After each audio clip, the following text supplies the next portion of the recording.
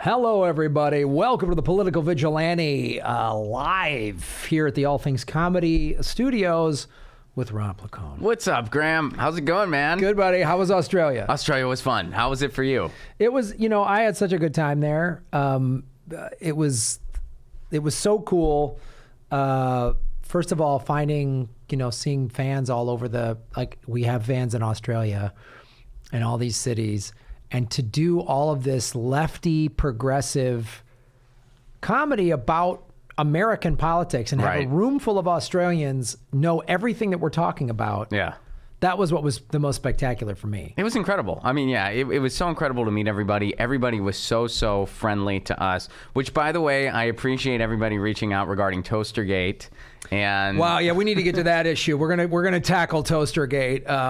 If anyone's ever going to Adelaide, please email either Graham or myself, and we'll put you in touch with our hosts, and you can experience the legend that was Toastergate for yourself. I mean, don't repeat it, but all I can say is, the Australian authorities have listed you as a person of interest, and I can't go any more details than that. So, Ron, I wasn't sure how it was going to go getting back in the country, but fortunately it was smooth. In all seriousness. So Ron, tell for those of you who are unclear of what happened, we're staying in an Airbnb in Adelaide. Yes. I get up in the morning and I go to yoga. Like you do. Like a guy does on the road. When I come back. Yeah. So I got up a little bit later and just had my morning coffee, put a piece of toast in the toaster, and which is not as easy as people may think. Dude, every now and again. You get thrown a curveball. I know. So the toast got caught, and I didn't notice it because I was just having my coffee. I was texting with my fiance. I was eating an apple, whatever. And the toast gets caught in the toaster. The smoke alarm goes off. I look over. I see smoke fuming from the toaster. I'm like, oh, no. So, our hosts are in the house behind us. There's a guest house in front, and then they live in the house in the back. So they hear all this, and they come over, and they're like, what are you doing? I'm just like, I'm so sorry. And I was so embarrassed. And they took the toaster out to let it air out. And then they were so friendly, though. They were like, so what are you here for? And I was like, I'm a comedian. We're on a tour. And they're like, you're a comedian. That's so cool. Where are you playing? And they're like, we would have come out last night had we known. So they invited me in for breakfast, made me some Vegemite toast, which when you have it in that context, it's very good. When an Aussie who knows how to make it. Yes. Right. Exactly. Now, I had it twice. One time it was toast made by our host, and she did an amazing job. She did it the right way. She did a lot of butter on it, and then a thin film of Vegemite. And she's like, look, some locals will put more than this on, but for your first time, I think this is enough. And some people like even a little bit less than this, but let's start here, see what you think. And I liked it. It just kind of tasted like a seasoned piece of toast. I had a sandwich in the airport at one point in a hurry. Not proud, but it was covered in Vegemite, and it was disgusting.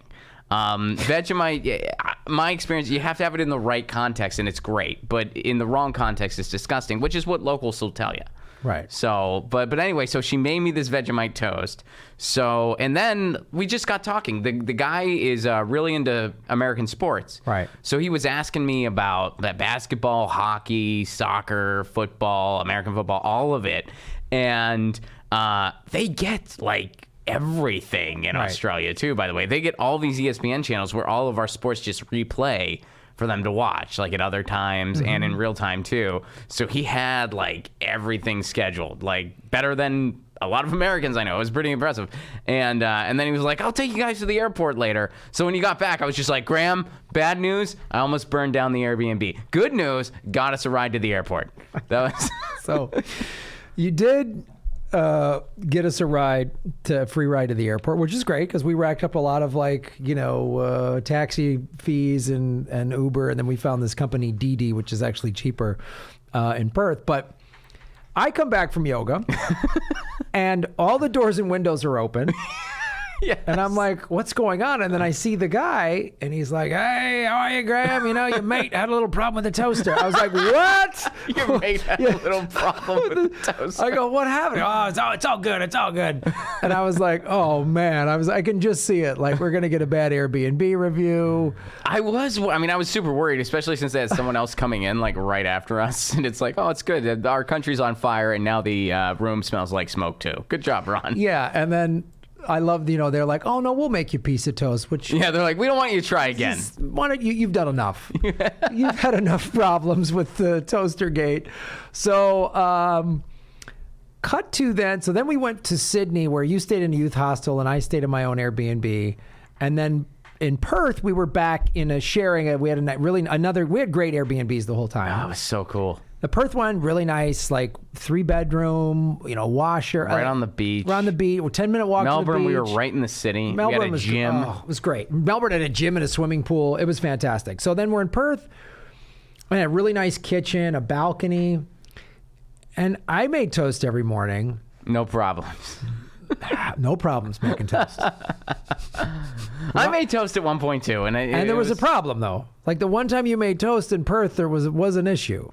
Oh, wait, what happened? Yeah. Oh, yeah, I didn't push it down all the way. I became timid.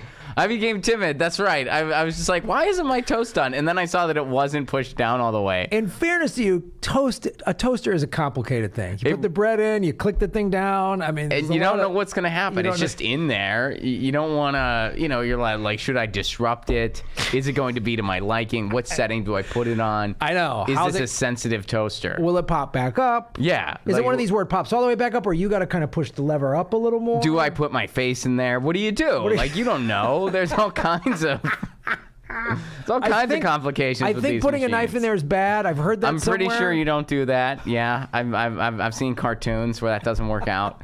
So definitely go to cartoons for safety tips. If I can imply one thing on you, cartoons for safety tips. Don't play with dynamite. Learn that from cartoons. No. You don't do that. Don't let a buddy drop an anvil on your head. Yeah. Those hurt. You really stay safe with those anvils. Keep them on the ground. Don't hang out in the desert with roadrunners. They're dicks. They're complete dicks. So that was Toastergate, an ongoing investigation by the Australian authorities. I don't know how it's going to shake out. Yeah, we'll see. But currently we have active work visas. Right. Hopefully those don't get stripped away. I really feel like there's a lot of people within the gluten lobby that are fighting hard against us. Yeah. No, it's only a matter of time before I get those emails. It's just Big Gluten has a lot of sway, and they really they control the toaster. Big lobby. Gluten, Big Butter. They're going to just be like, look, toast has been around a long time, and now you're making it seem like there's a thing here. You're the problem. Well, right now, the Marmalade and the Vegemite teams are like butting heads, but if they get together, then they could spell real trouble. Well, and then you really have a wild card with Jam. What's Jam going to do? What side of the fence Big is Jam? Big Jam. I don't know where they're going to go. And then, of course, stateside, if they get involved, you're going to get Big Jelly as well. Oh, God. So you have a toaster oven at home, not a traditional toaster. I just have a toaster oven, yeah. And that works just fine. That's pretty easy, though. I don't need anything else. Seems like there's even more moving parts, though. There's a door to flap down, and then a knobs to adjust, so that you can still... But I know the exact setting to put on it to melt cheese. I know the It's not going to get caught. That's the thing with the big door. Doesn't get caught, yeah. Toaster's like a really confined space. And you can see it. Yeah. You can see it. You can watch it. You can watch it happen. Well, folks, we will get to the bottom of Toastergate. This is an ongoing investigation, and as we get information from the authorities, the Toaster Commission in Australia, we will relay it. This is just starting. You guys think Russiagate was long? Toastergate, we've only begun the investigation. 3 years they're going to be talking about Toastergate. 3 years they're going to be focused on Toastergate. It's going to be MSNBC. They're just going to go on autopilot with this one. It's gnarly. So... nice. Oz whistles. If you swallow Scrabble pieces, your next visit to the toilet might spell disaster. I like it. I like a good.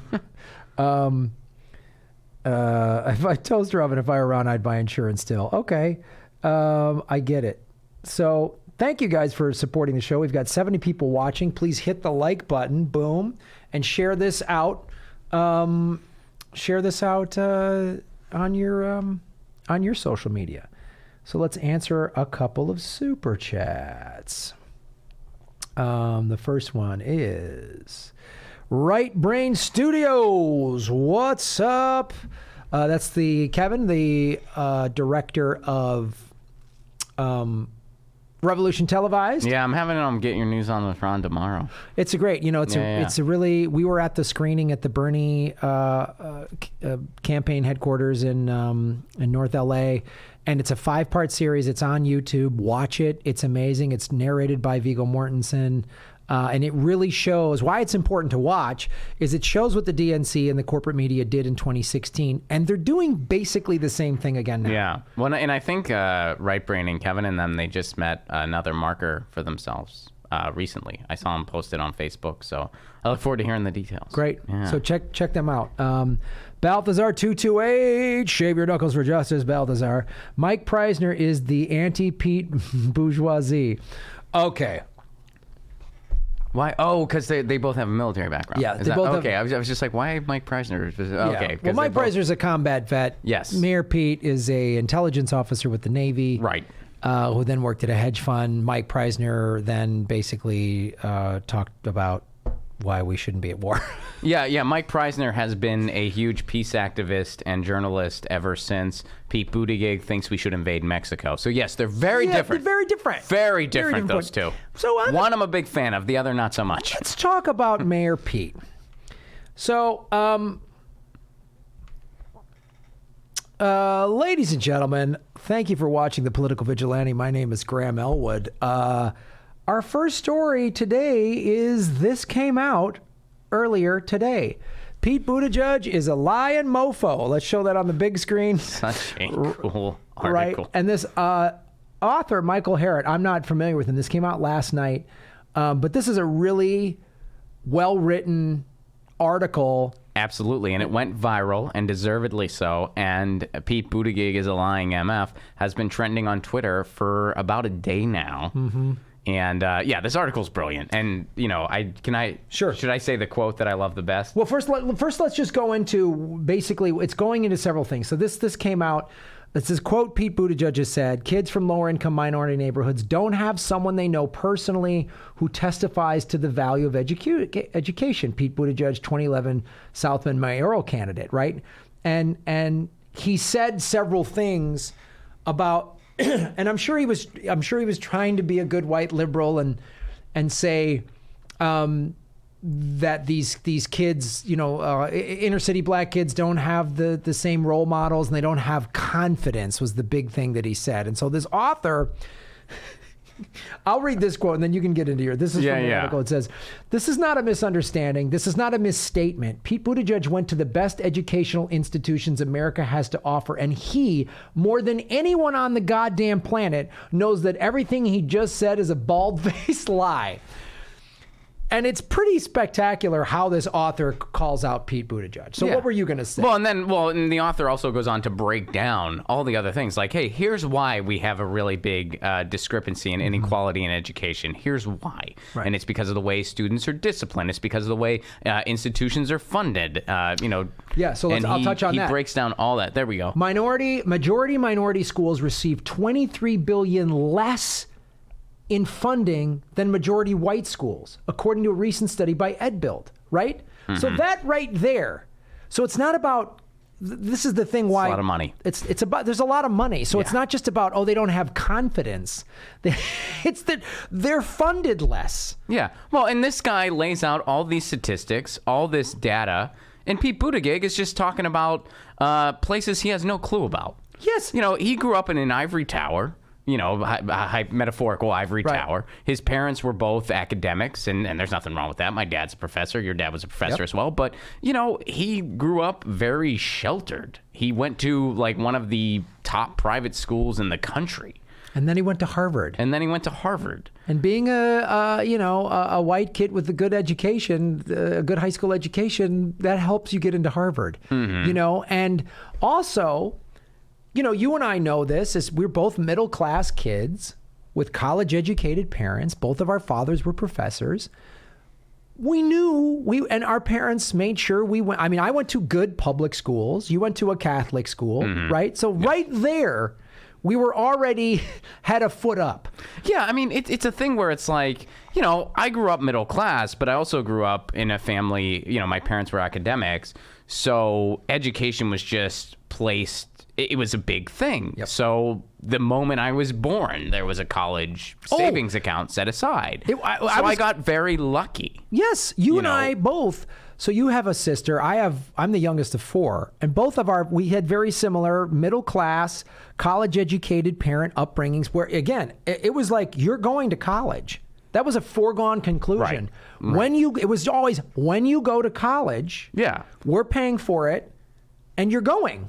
Like that's it. You need good grades in high school so you can go to a good college. And that was the deal. You know, I had a savings account. I had a certain amount of grades. When your parents are academics, you get a lot of tuition relief. That's one of the benefits that goes along with that too.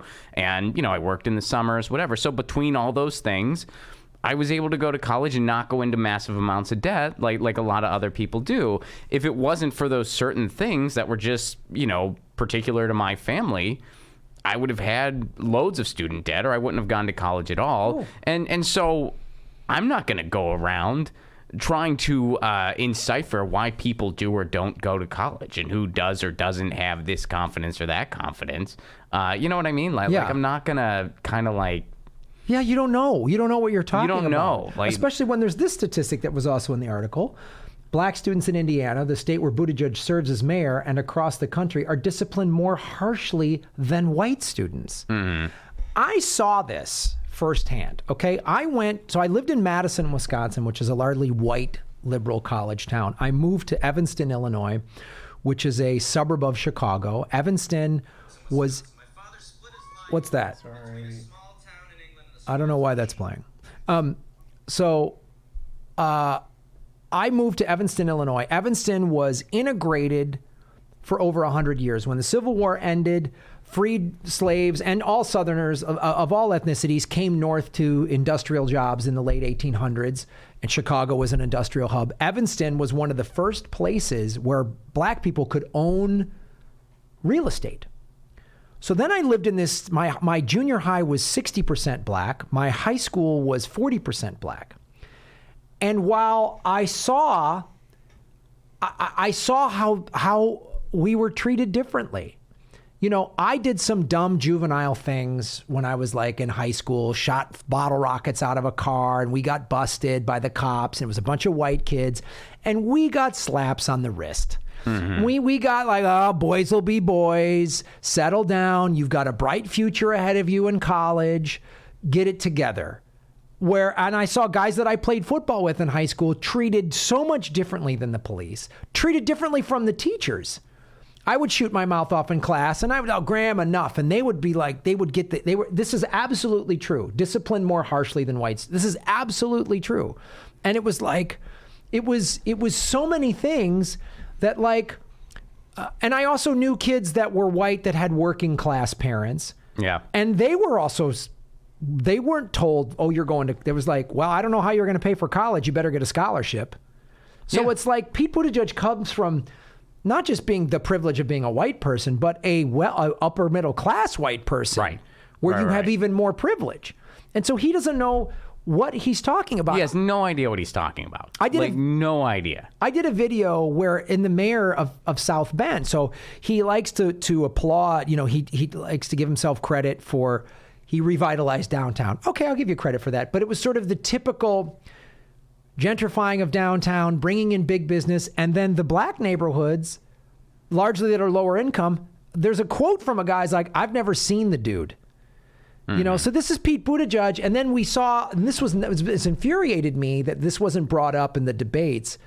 A week or so ago, he took that photo of like black activists and photoshopped in, they took out his name and put it, or took out their cause that they were, I'll bring up the photo in a second. Yeah. He took credit for it. Yeah, he took credit for it. Yeah. Yeah, that was... And that might have been what spawned like a lot of the, because I think that when he did that when he took credit, from the black community that wasn't his to take. I think that spawned that video from 2011 surfacing, and then that probably spawned this article, because this article was largely in response to that video. Yeah. So I think that's kind of the timeline there. My favorite quote from it is he goes on to say, he's like, Pete Buttigieg has no interest in changing anything. He just wants to be somebody. Yeah. Which I think that completely summarizes everything about this dude. Why does some guy who's barely figured out how to be a mayor think he has any business being president of the United States? Well, narcissism. And, you think, oh, this is going to be next for me or whatever. I've barely figured out how to be a mayor. I'm going to go on to be president. In the last debate, he did say one thing about farming that I liked. Well, yeah, any of these candidates can say, they'll all say something that you go, oh wow, that's yeah, I'm on board with that. I guess we have that one thing in common. Yeah, it's except for Biden. I don't think there's anything Biden says that hasn't ticked me off yet. No, Biden. I can't think of one thing. Biden does not possess the ability. He doesn't possess the ability to. Even when it comes to ice cream, he's annoying. He's that guy that has to hold the Blizzard upside down when he gets it. It's like, really, dude, they do that for you. Yeah. The employees do that. That's their thing. Just let them do it. You don't have to do it again. What's wrong with you? Yeah, you're annoying. Yeah, it's annoying. I want to find this. I can't seem to find this photo that Pete Buttigieg put. Yeah, no one did bring that up in the debates. No one brought that up. No one brought up. But I think he's going to be the next that they really go after, because so far it's like they're unmasking Biden, they're unmasking Kamala. I think he's got to be next. Well, they keep. Here's the thing: is they keep trying to push these corporate Dems down our throat, and it's like they can't seem to. None of them sticks because everyone's kind of onto their game. Here's the thing: is as we were just talking about with Kevin Ronka's movie, is they're doing the same tactics from 2016, right? They're doing the same tactics from 2016. But let me read. Oh, did you find it? Yeah, here it is. Well, here's one. There's several that I've seen. First of all, let me make this a little bigger. So, on top of everything else, the Buttigieg campaign used a stock photo from Kenya to promote its Frederick Douglass plan for Black America. Right? Okay. This is the Kenya on the right. You see, it's from Kenya. And then this is this Douglass plan, right? Mm-hmm. But there's even photos he's put up there of protesters where they I can't seem to find it one where they're like, you see these, it's like a tight photo of a big protest, but there's like 5 or 6 people in this tight photo and they're holding up protest signs. Mm-hmm. And their signs said something else, like Black Lives Matter. And then he photoshopped it out and put Buttigieg 2020. Like, I saw that on Twitter. I gotta find that, man, because it's like, it is such bullshit, man. I wonder if the person who came up with that idea is the same person that came up with that stupid dance that he has. Oh God, it's so ridiculous. I wish Panic at the Disco, that's the band that does the song, I wish they would step in and be like, stop using our music. We're not a fan of you as a politician. We'd appreciate it if you not use our music. I love it when musicians do that. It's really freaking cool when it happens. Reagan. I mean, most legendary. Springsteen did it to Reagan. And then I think somebody did it to Bush, but I forget who it was. But someone did it to Bush. And I think Tom Petty, before he passed, did it to Trump, I'm pretty sure. Well, yeah, it's the thing is like, and I want to put this out there. So this was in the LA Times, and this was an article in the LA Times, an op-ed piece in the LA Times, because I fell for Pete Buttigieg at first, but he keeps screwing things up with black voters. And this is what he keeps doing. And I think this is what you're talking about is the response. This article that he's a lying motherfucker, it's because of this. And this is like the problem. The corporate Democrats keep running campaigns like it's the goddamn 90s. Like that's the last time, they keep thinking this is gonna help them win. It's shit like this. Look at this. Oh, he's at a black church. Like, this is such a white corporate Democrat. Hey, I'm down. I've got Tabasco in my purse. Right. This is that moment. It's so ridiculous. And I'm so glad that this author brought it up. So I want to bring up, this is the thing, discipline more harshly. Here's some more statistics that are in this article.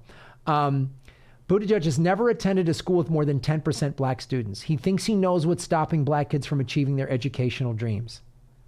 Yeah. And it's like you have no business making statements like that when you come from a place where it's like you had everything to accomplish yours. Yeah. Like you had everything to accomplish yours.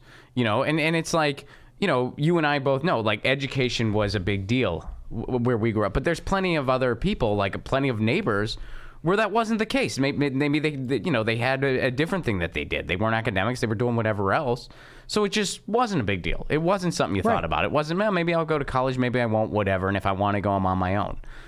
That happens all the time too. And we saw that. Pete Buttigieg, grew up in the ivory tower, and now he's making these blanketed statements that he has no business making. And the difference is, like, Bernie Sanders recognizes the inequities and stuff like that and says, like, if we forgive student debt loan forgiveness, and free public colleges and universities, so now this is how you fix the inequities or the cultural differences of putting a priority on college, because some people's like, it's just not affordable, forget it.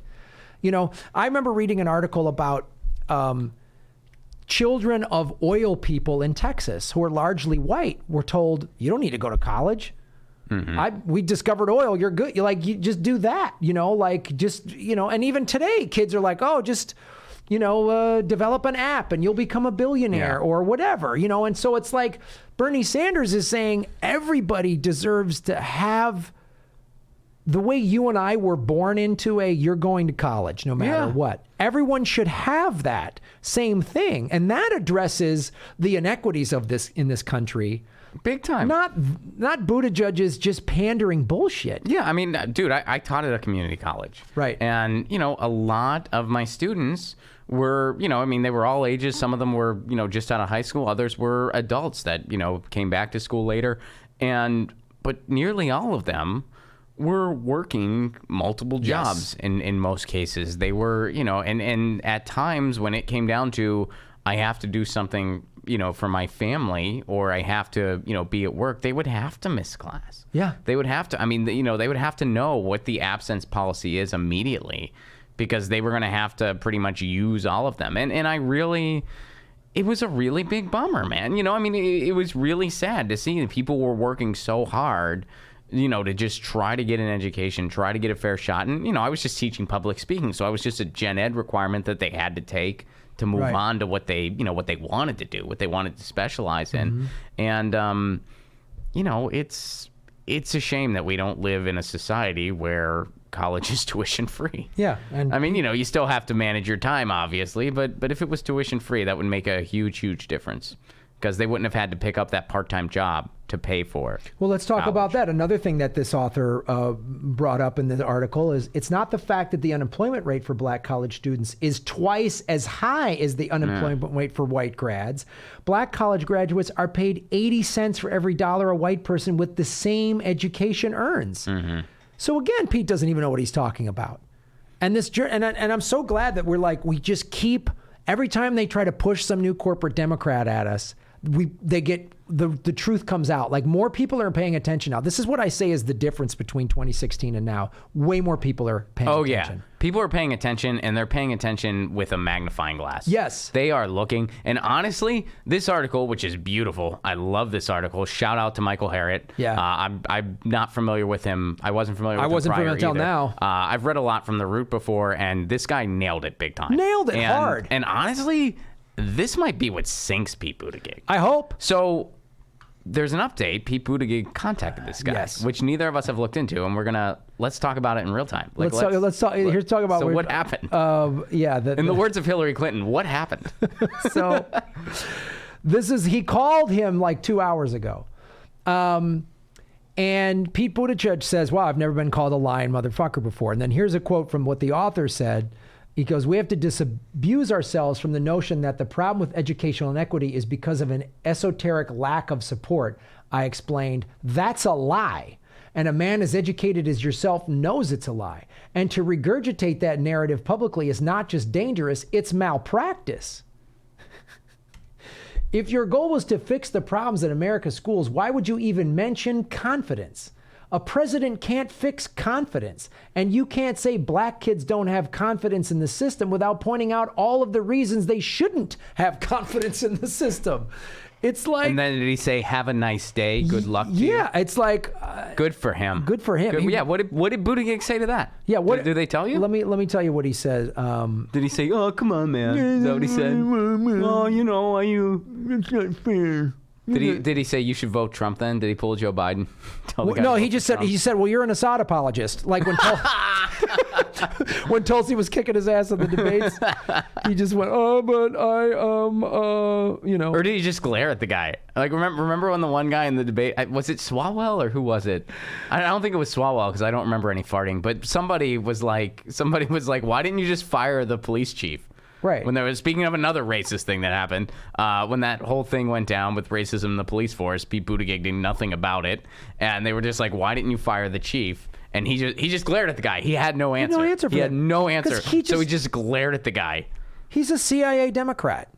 He's just, and he can say that in 7 languages. Yeah, he can say that in 7 languages, and it's like, is that so? This is what the author goes into about the. When Buttigieg calls, he goes, I figured one of his surrogates would argue with me for a few minutes and I could continue my day trying to be a thorn in the side of white supremacy. Luckily, as soon as I had the phone, the voice sounded vaguely familiar, and it was Pete Buttigieg who said, I don't think I've ever been called a lying motherfucker before. It was Pete. Well, I thought Mayor, maybe he does want to fight. And he talks about how his cousin D knew... had a black friend? Yeah, well, his cousin D. Well, no, it's the author's cousin D. Oh, the author's knew cousin. Peter, Okay, knew Buttigieg. I thought Pete was talking about one of his cousins. Yeah. Hey, one of my cousins has a black friend. Listen. Yeah. And so that's really part of it. That would make it funnier. Right. That would. But here's what he does say. The author gives Pete at least a not that he needs to, but Pete Buttigieg didn't want to tell me his side of the story. He didn't excuse himself by explaining that the comments referenced by the article were made years ago. He didn't even try to explain his plan for Black America. I think the context was important, especially the fact that it was before I took office. Bullshit. So he did try to deflect. Yeah. For 18 minutes and 45 seconds, we talked about educational inequity, poverty, and institutional racism in America and how to fix it. Okay, I'm lying. I love this guy. I don't know how to fix shit. As I explained to the presidential candidate, for some reason, I had to refrain from effectively calling him Mr. President. My problem with his comments was not that they were wrong, that he knows they were wrong. And then it goes in that quote that I just read. Right. I conceded that the problems with institutional racism are so complex and go back so far that I'm not sure that anyone, a mayor, a governor, or even a president could fix them. Buttigieg, however, insisted that there are some things that people in power could do to make things more equal, a point I actually agreed with. Right. I don't think there are some ways... I do think, this is Buttigieg, I do think there are some ways to attack these issues with policies that might solve these issues, but would certainly help. Do you disagree with the point I was making? Mayor Pete asked, listing a few programs designed to alleviate the specific problems. Sometimes children can't get to see the possibilities. Do you think the lack of positive examples of educational success can lead to mistrust and lack of confidence in the system? No. Well, yes, I answered. That's the author. But the lack of confidence doesn't have anything to do with the role models or support from parents. It's because the shit is true. Yeah. Yeah, well, it's like the author said earlier. It's just like, you can't say, oh, they don't have confidence in the system without saying, well, why do they feel that way? Right. And then you look at the statistics this guy just listed. Hey, let's talk about some policies to start solving those problems. Right. It's kind of like, they don't disagree that there's an issue, but they have two very different definitions of what that issue is. One is actually looking at the issue with what's going on. The other is making these blanket generalizations about a group of people that he has no business making, and it's actually pretty ignorant. Yeah. I mean, Buttigieg agreed that the insipid family values argument has no place in political discussions because, as noted, it infers that black parents don't know the importance of healthy family structure. Yeah, that's that racist conservative family values that white Christians, conservatives are better morally. That's so offensive. But here's what the author did say, though. It goes, it's not like black parents wake up in the morning and say, I'ma just withhold my support and teach my kids about dishonesty and see what happens, I explained. No one knows the value of a two-parent home more than a single mother. So why is this important to black voters? Here's why black voters support black candidates, I said. When you go into a room and sit around a table of white men, we are worried that this is what will happen, that a room full of white people will talk about role models and confidence and crime, and no one in the room will say, hold up, we can't talk about any of this without talking about racism. We can't talk about education without talking about discrimination. That is our fear. I mean, awesome. This is... And you know what? I will say it's cool that Pete Buttigieg called the guy. I'll give him credit for that. I'll give him something for that. He called the guy. He, I think it's a bit ridiculous. Not ridiculous, but I think it's like he opened up with, I don't think anyone's called me a lying motherfucker. Well, guess what? Someone just did. And how about you don't open with tone policing, Pete Buttigieg? Well, I don't think he was opening. I'm sure he's trying to open with a joke, like lighten the mood. Yeah, you're right. You're right. Whatever. Nah, that's fair. I'm not defending Pete Buttigieg. No. I know you're not. But yeah, I'll concede to that. He was probably trying to lighten it a little bit. And yeah, okay. Yeah, you're right. I see what he was doing there. Yeah, and the author says, as I told the mayor, the article wasn't meant to inspire outrage. Its purpose was to make a necessary point about black voters and real issues. There is no way I can know if he is genuinely interested in engaging black voters, attacking discrimination, or crossing the racial divide. There are an infinite number of candidates who have waded into black barbershops or sashayed into black pulpits to assure us that they were on our side when they were only interested in our vote. I am not smart or prescient enough to tell the difference. The only thing I actually know about Pete Buttigieg is that he's a white man. But Pete Buttigieg listened, which is all you can ask a white man to do, unless, of course, he wants to fight. Well, I think, I think this author is definitely smart enough to know the difference. This author's I think super smart. He's being very humble there. Yeah, this author's awesome. Yeah, this is right on. And this is what we're seeing is the corporate Democrats, their house of cards built on their bullshit identity politics is collapsing. Because first you have, let's go back several debates, when Tulsi called out Kamala, right?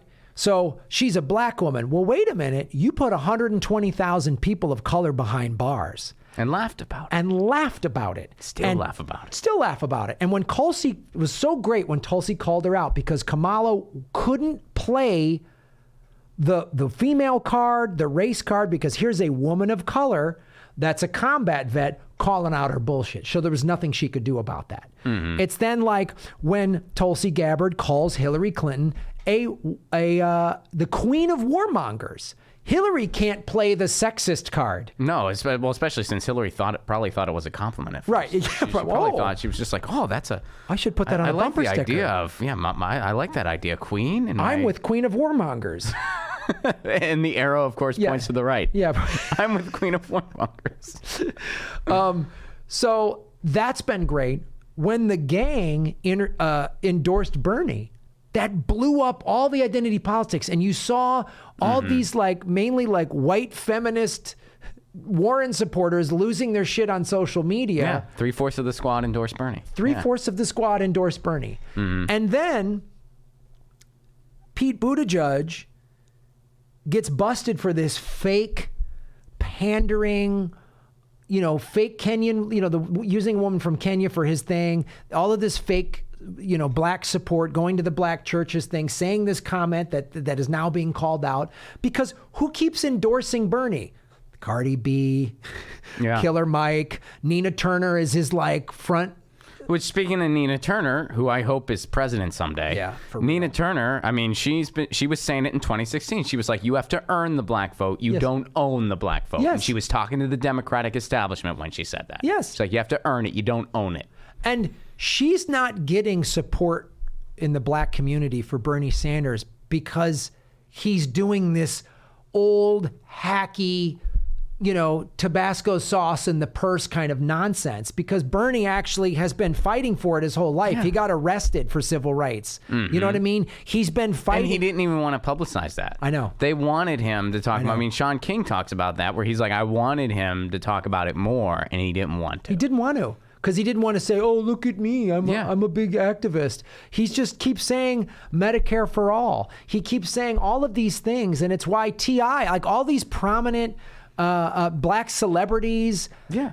Killer Mike came to him. Killer Mike came to him. And then speaking of which, I believe it was, oh man, I want to say it was Lil Nas X, but Pete Buttigieg wanted to collaborate on something, and the rapper said no. No. He was like, no.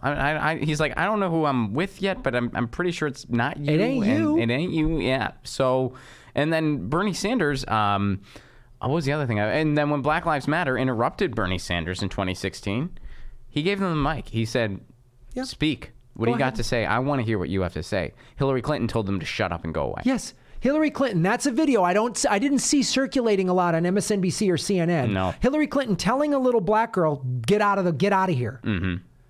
And when two black girls came on the stage, they weren't part of the speech for Bernie Sanders. He didn't go, hey, this is my time. He went, okay. He sat back and let them talk and let them have their voice.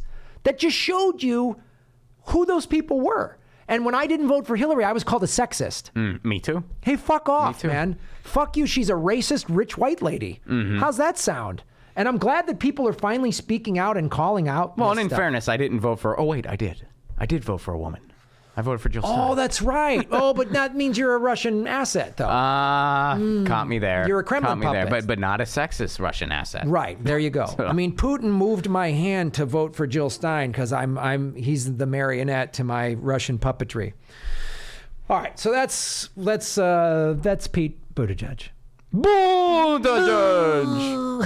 All right. Let's go answer some questions from the fine folks. We have 165 people watching. Please hit the like button. Thank you all for supporting the show. Hello. Jana Kelton, you guys better tell Biden he thinks South Carolina is his firewall. Oh, yes. He's going to tell them to vote for Trump any day now. Yeah. He's done it. He did it multiple times. Somebody asked him about healthcare. He didn't have an answer, so he was like, you should vote for Bernie. And then that guy asked him about immigration, and he's like, you should just vote for Trump. Yeah. He's given up. He's given up. Like Joe Biden, I don't give a shit anymore. That should just be a slogan. He looks like he's falling asleep at the debates. I mean, it really, I don't know why he's still running. I really don't. Donor money. Yeah, I guess. That's why. He's coasting on donor money and name recognition. So his time is very limited at this point. Because name recognition is not going to get you very far pretty soon. Well, because especially at the start of the new year, people know there's an election coming up. People are very engaged right now because they have strong feelings. A lot of people want to get rid of Trump, but they're wondering, what are we going to get rid of him with? What's going to replace him? And what's it going to do? If we just put a corporate Democrat in there that's just a half an inch to the left of the Republicans, what's that going to do? I don't think they'll get in there. No, they won't. I don't think they'll get in. They'll lose. The thing is since more and more people are paying attention and Bernie is getting all of these significant endorsements. And then even when Liz Warren gets the Workers' Families Party endorsement, you find out her daughter gave them $45,000. So even that wasn't a real legitimate. It was a paid endorsement. It wasn't a real endorsement. It wasn't because they supported. They're a bunch of sellouts. What I think is going to, we're 3 months away, basically, not even 2.5, 3 months away from the first election, the first primary. The Iowa caucuses are in February. Mm-hmm. Great time of year in Iowa. Great. Fantastic. February on the high plains. But because more people are paying attention, if the Democrats try to really cheat in these things, because usually what they do is they think, this is just a little Iowa thing. Not enough people are paying attention. We can cheat and just say these are the results and everyone will buy it. Mm-hmm. Let me ask you this question. If they do some serious cheating, do you think enough people are going to just say no and it's going to cause like major outrage and whatever? I hope so. Yeah. I hope that when they will try to cheat Bernie again. Like it's not a matter of if, it's when. And I hope that when they do, there are protests in the streets this time. I mean, there's got to be. Like you can't, I mean, we don't have time for incrementalism. And we don't have time to let Trump win again. Well, here's a great point to support that is in 2016, when he got cheated, AOC was waiting tables. Now she has millions of Twitter followers and she's a member of Congress. Yeah. So she's going to get pretty vocal. Killer Mike's going to get pretty vocal.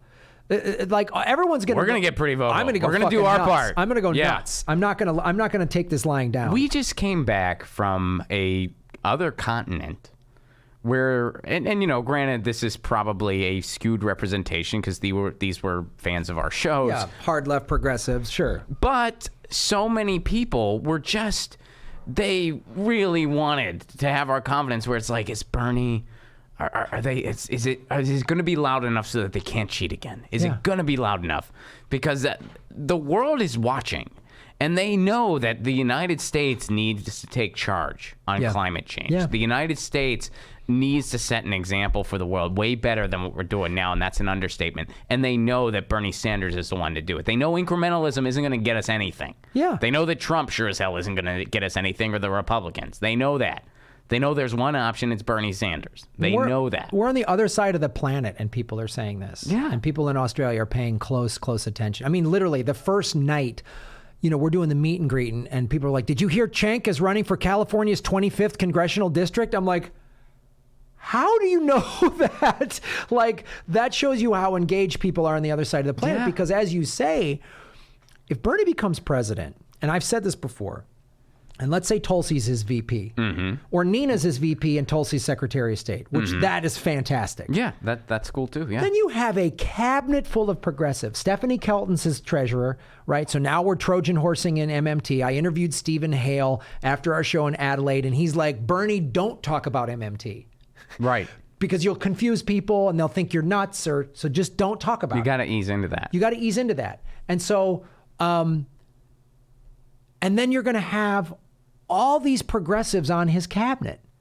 All of these real progressives are going to be on, maybe Jill Stein's on his cabinet, maybe Dennis Kucinich in his cabinet, maybe, you know, all of these people. Both have done a lot for climate change, those two in particular. Dennis Kucinich has done a lot of outreach for climate change, and Jill Stein, I mean, obviously. Green Party, Green New Deal. Hey, Tulsi Gabbard wrote the Off Act. Yep. I mean, that's impressive. So we're talking about, and then as you said, if America leads the way, it changes overnight. Yeah. And Bernie will sit down with Putin and the premier of China and say, look, we got to work together on this. And he'll sit down with Modi, who's they have an emerging economy. Tulsi will sit down with that guy.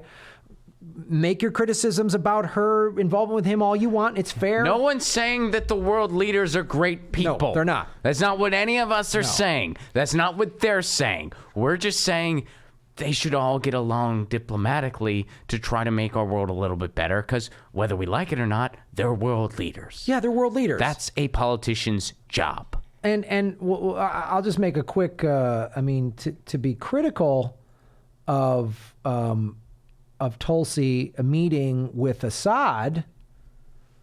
Oh, hey, there's Nancy Pelosi meeting with Assad. That's weird. Look at that. Can we put that on the big screen? There she is. There's Nancy Pelosi meeting with Assad. Oh, John Kerry's also met with Assad.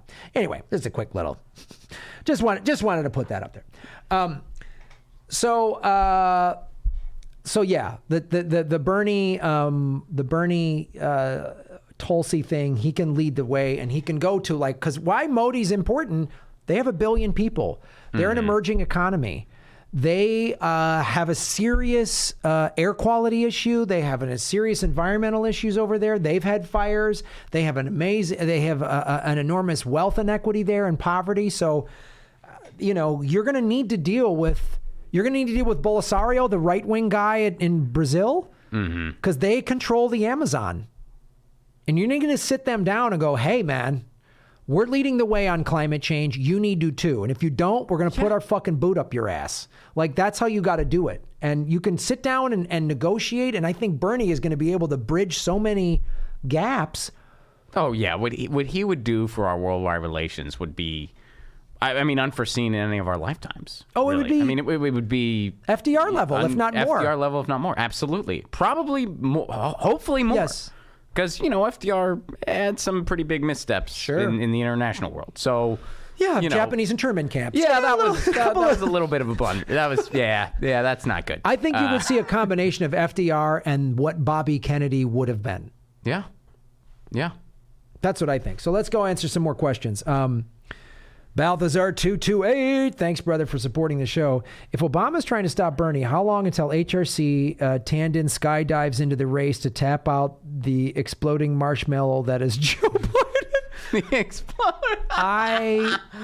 That was true. Obama. He did you hear about that? No. Oh, yeah. Obama just came out. A couple private aides to Obama was saying that basically Obama's endorsement right now is anyone but Bernie.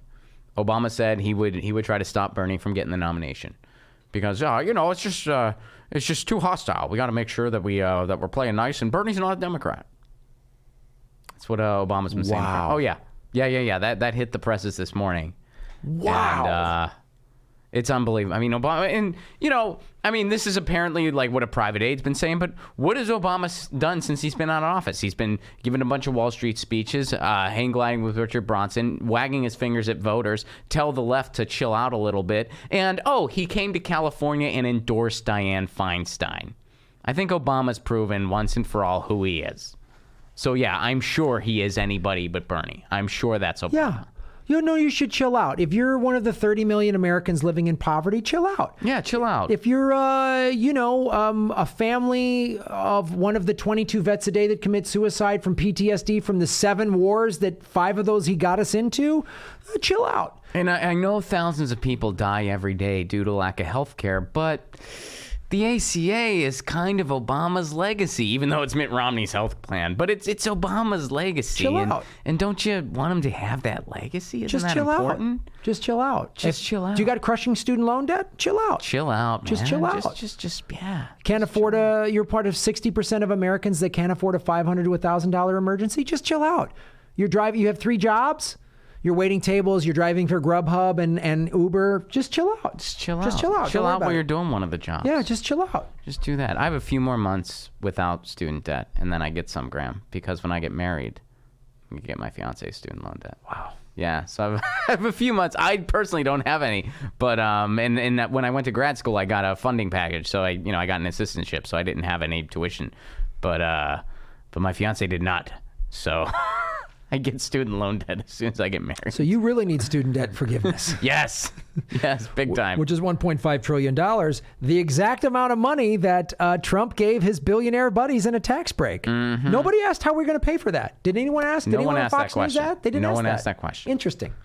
This is from Right Brain Studios. What's up, Kevin?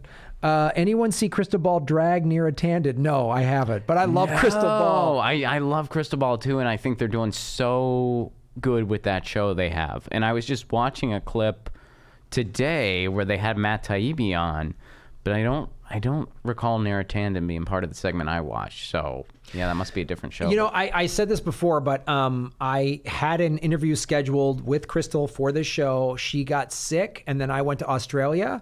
But I'll get her back on the show because I love what they're doing over there. Yeah, it's so cool. I absolutely love it. It's so cool. And they keep tricking people into thinking they're not. They're a regular corporate news channel, not a bunch of progressives. Andrew Dwyer, boom, shave your knuckles for justice. Will Yang's MSNBC boycott be effective? Well, I think look, Andrew Yang's not going to be president. He's never came close to being president. He won't be president.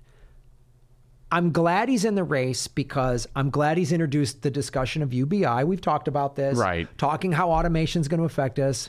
I don't think his UBI plan is effective enough, and I think it's more just a plan that a rich guy that runs businesses thinks will work. But I'm glad he's in the race to bring up these things in the debate. He brings up some interesting things on the debate.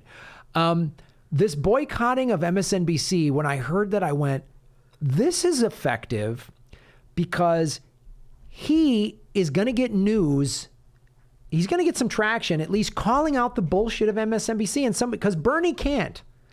Bernie can't do that. He can't say I'm cheated. He obviously, in my opinion, I've said this before, him and Tulsi got together in January and she's like, Bernie, I'll go do the hard punching on these people. I'll say the things you can't or don't want to say. I think they're working together. So Tulsi, I hope so, man. I think they are. Really hope think so. they are. I think they are too. And I really hope so. I think they are. So she's calling out everybody. She fights on MSNBC when she does a great job on it. And Andrew Yang, just him saying it opens up the discussion of, wait a minute, MSNBC's full of shit. Right. Just like Fox. Mm-hmm. I think that's true. I like that he's raising that, especially since Andrew Yang, Tulsi is more of the kind of like she is cool with going on the attack and she's good at it. Yeah. Bernie's not really an attack guy. That's not his thing. It never was. He likes to just focus on policy. He'll call out things, but he's not a big attack guy. Tulsi's totally an attack. Yang, he wants to bring his ideas to the surface, and he never gets a word in edgewise. So, yeah, I think it's cool that it's coming from Yang. But if push comes to shove, I hope he would never refrain from going on a debate stage that he qualified for. Right. You know what I mean? Which I don't know if that's in his plan or not. I haven't read all about what he has to say about it. But I hope he wouldn't do that. I hope that if he could be on a debate stage, he would be there. The biggest thing I wish he would have done, I wish he would have ran as a Republican. I wish he would have tried to take Trump. He should have ran as a Republican. So should have Joe Biden. Yeah, well, I'd rather he just not run at all, but yeah. Yang would be interesting. I mean, Yang would be like what Ron Paul was in 2008. Yeah. But it's over a decade later. Yang built a big grassroots thing. He's a tech libertarian. He would have been a very he'd be running as a Republican. He's not actually a Republican, just like Ron Paul really isn't. Right.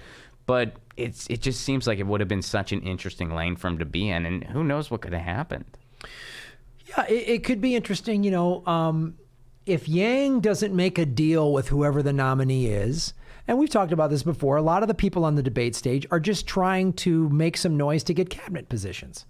Mm-hmm. So, which is a smart play. Like, I'm too unknown to be president, so I'm Dan Inslee. I'm going to be Secretary of Interior. I'm going to talk about my climate change, whatever. And I know he's not that great of a governor. Many of you who watch the show said, Graham, he's not as great as he portrays himself to be, which is fine. But I'm just saying, in terms of the debate stage strategy, when you have 20 people running and now we're down to 11 or whatever, you're seeing why some people are running. Yeah, I mean, Beto O'Rourke wanted to be Secretary of Half Pipes, bro.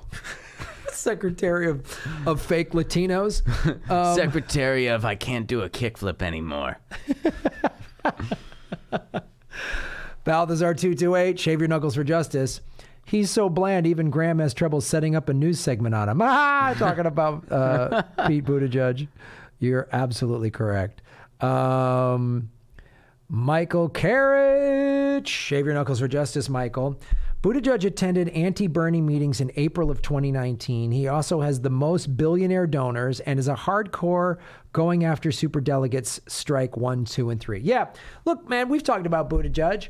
He's met with Hillary.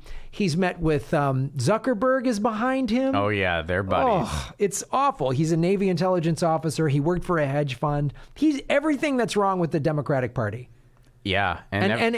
All he is, I've said this, the Democratic Party is Goldman Sachs with a rainbow flag. That's all he's got is I'm gay. I'm a gay man. Well, and imagine how boring of a party him and Mark Zuckerberg would throw. Oh, God. Like how long do you think you'd be able to stay at that thing? It's so nuts. And I've had like 5 minutes and you get a planted text from someone. It's like, oh, dude, there's only like 10. Text me in like 5 minutes. There's like 4 of us here. And if I leave, it's going to be awkward. And I was kind of hoping this dude would loan me some money for my show. But he's a jerk. What can I say? And dude, Buttigieg asked me if I want to hit the keg again, and I don't. No one's going to drink all this beer. I don't know what they were thinking. And they brought a root beer keg in just to be funny. Nobody's laughing. This is just embarrassing. Somebody text me and get me out of this. Oh, I had a show. I forgot. You guys want to come to it? Shit. My comedy's not for everybody. I don't know. How am I going to get out of this thing? The sketch of this party is making is like, imagining this is like horrifying. This is the worst party I've ever thought of in my life. It would be. So That's boring. what I'm saying. Oh, be God. such a boring party. All right. Balthazar 228, shave your knuckles for justice. At least now that Beta or Dork is out, I don't have to look at two people on stage whose mouths move but don't convey anything of truth or substance. Yeah. No, there's still a bunch of people on stage to do that for you. There's still. Those two guys. I mean, maybe you have two less, but there's still plenty on stage to do that. Plenty of boring people on that stage. Plenty. I mean, Kamala gets speaking time. Buttigieg gets speaking time. Biden great gets watching speaking her time. crash and burn. Oh, It's great watching. It's epic. It's great. epic. It's great watching her crash. Liz Warren. Oh, it's great. Let me tell you, I'm going to flip-flop 10 times before dinner. Balthazar 228. My local DQ has a sign that says they won't hold blizzards upside down because the franchise doesn't participate in that. Oh, really? Good for them.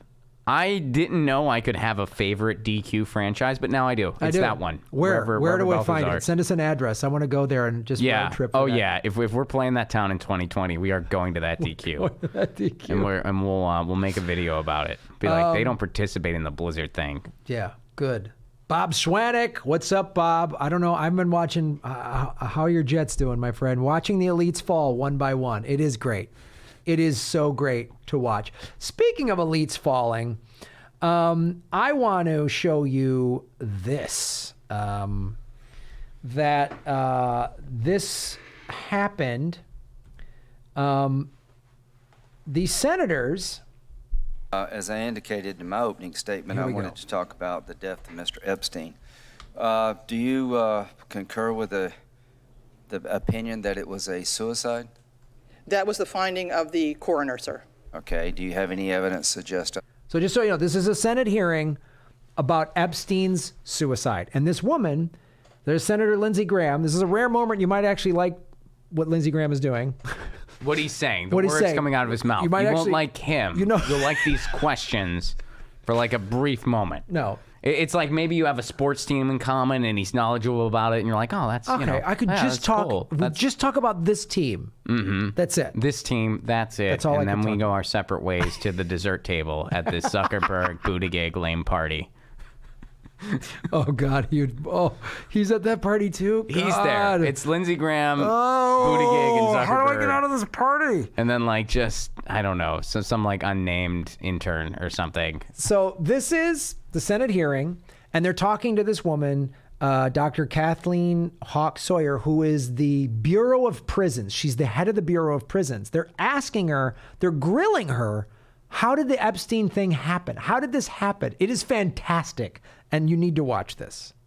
I do not. How could this have happened? Unfortunately, sir, the death and the whole situation is still under the investigation of the FBI and the Inspector General's office, and I'm really not at liberty to discuss specifics of this case. I can discuss issues around institutional operations, but I can't specifically talk about that particular issue. Okay. With a case this high profile, there's got to be either major malfunction of the system or a criminal enterprise at foot to allow this to happen. So are you looking at both? Is the FBI looking at both? If the FBI is involved, then they are looking at criminal enterprise, yes. Do we have people in custody today of this high-profile nature? Have we done anything to adjust since Mr. Epstein's death? Sir, we take every inmate's life very seriously in the Bureau of Prisons. A high-profile inmate is no more important or significant in terms of our operations than just the average inmate that comes our When way. I mean high-profile, somebody's on a suicide watch. I would like to explain our suicide watch system, if I may. I can't talk specifically about Epstein, but we have different tiers of response if we identify an inmate who appears to be have suicidal thinking. And I came into the Bureau as a psychologist. I worked with lots of suicidal inmates. I was warden in our psychiatric facility in Butner, and I know how difficult it is to always be able to predict who is suicidal and who is not. But once an inmate is identified as potentially suicidal, we have a suicide watch operation that we can place them in. It's a very stark, very difficult setting where everything is stripped from the room except a mattress. They get a coarse gown-like to wear that cannot be twisted in any way that they could hang themselves from it. They have one mattress and one blanket, and they are watched constantly. There's nothing else in that room. Was Mr. Epstein on suicide watch? Yes, he was. However, the average time on suicide watch is only about 24 hours because it is such a stark and actually depressing situation. We then can move them to another tier of observation, which is called psychological observation. Did that happen in this case? I can't speak specifically, but I am sharing this with you so that you understand our procedure, sir. They then can move to another tier, which is psychological observation, where they get their clothes back. They're in a more normalized setting. They are watched and scrutinized every moment of the day, but that is a much more normal environment. Do they have roommates? I'm sorry, sir? Do they have roommates? No, they do not when they're on psychological observation because they're being watched continuously. Did Mr. Epstein have a roommate when he allegedly committed suicide? No, he did not. Okay.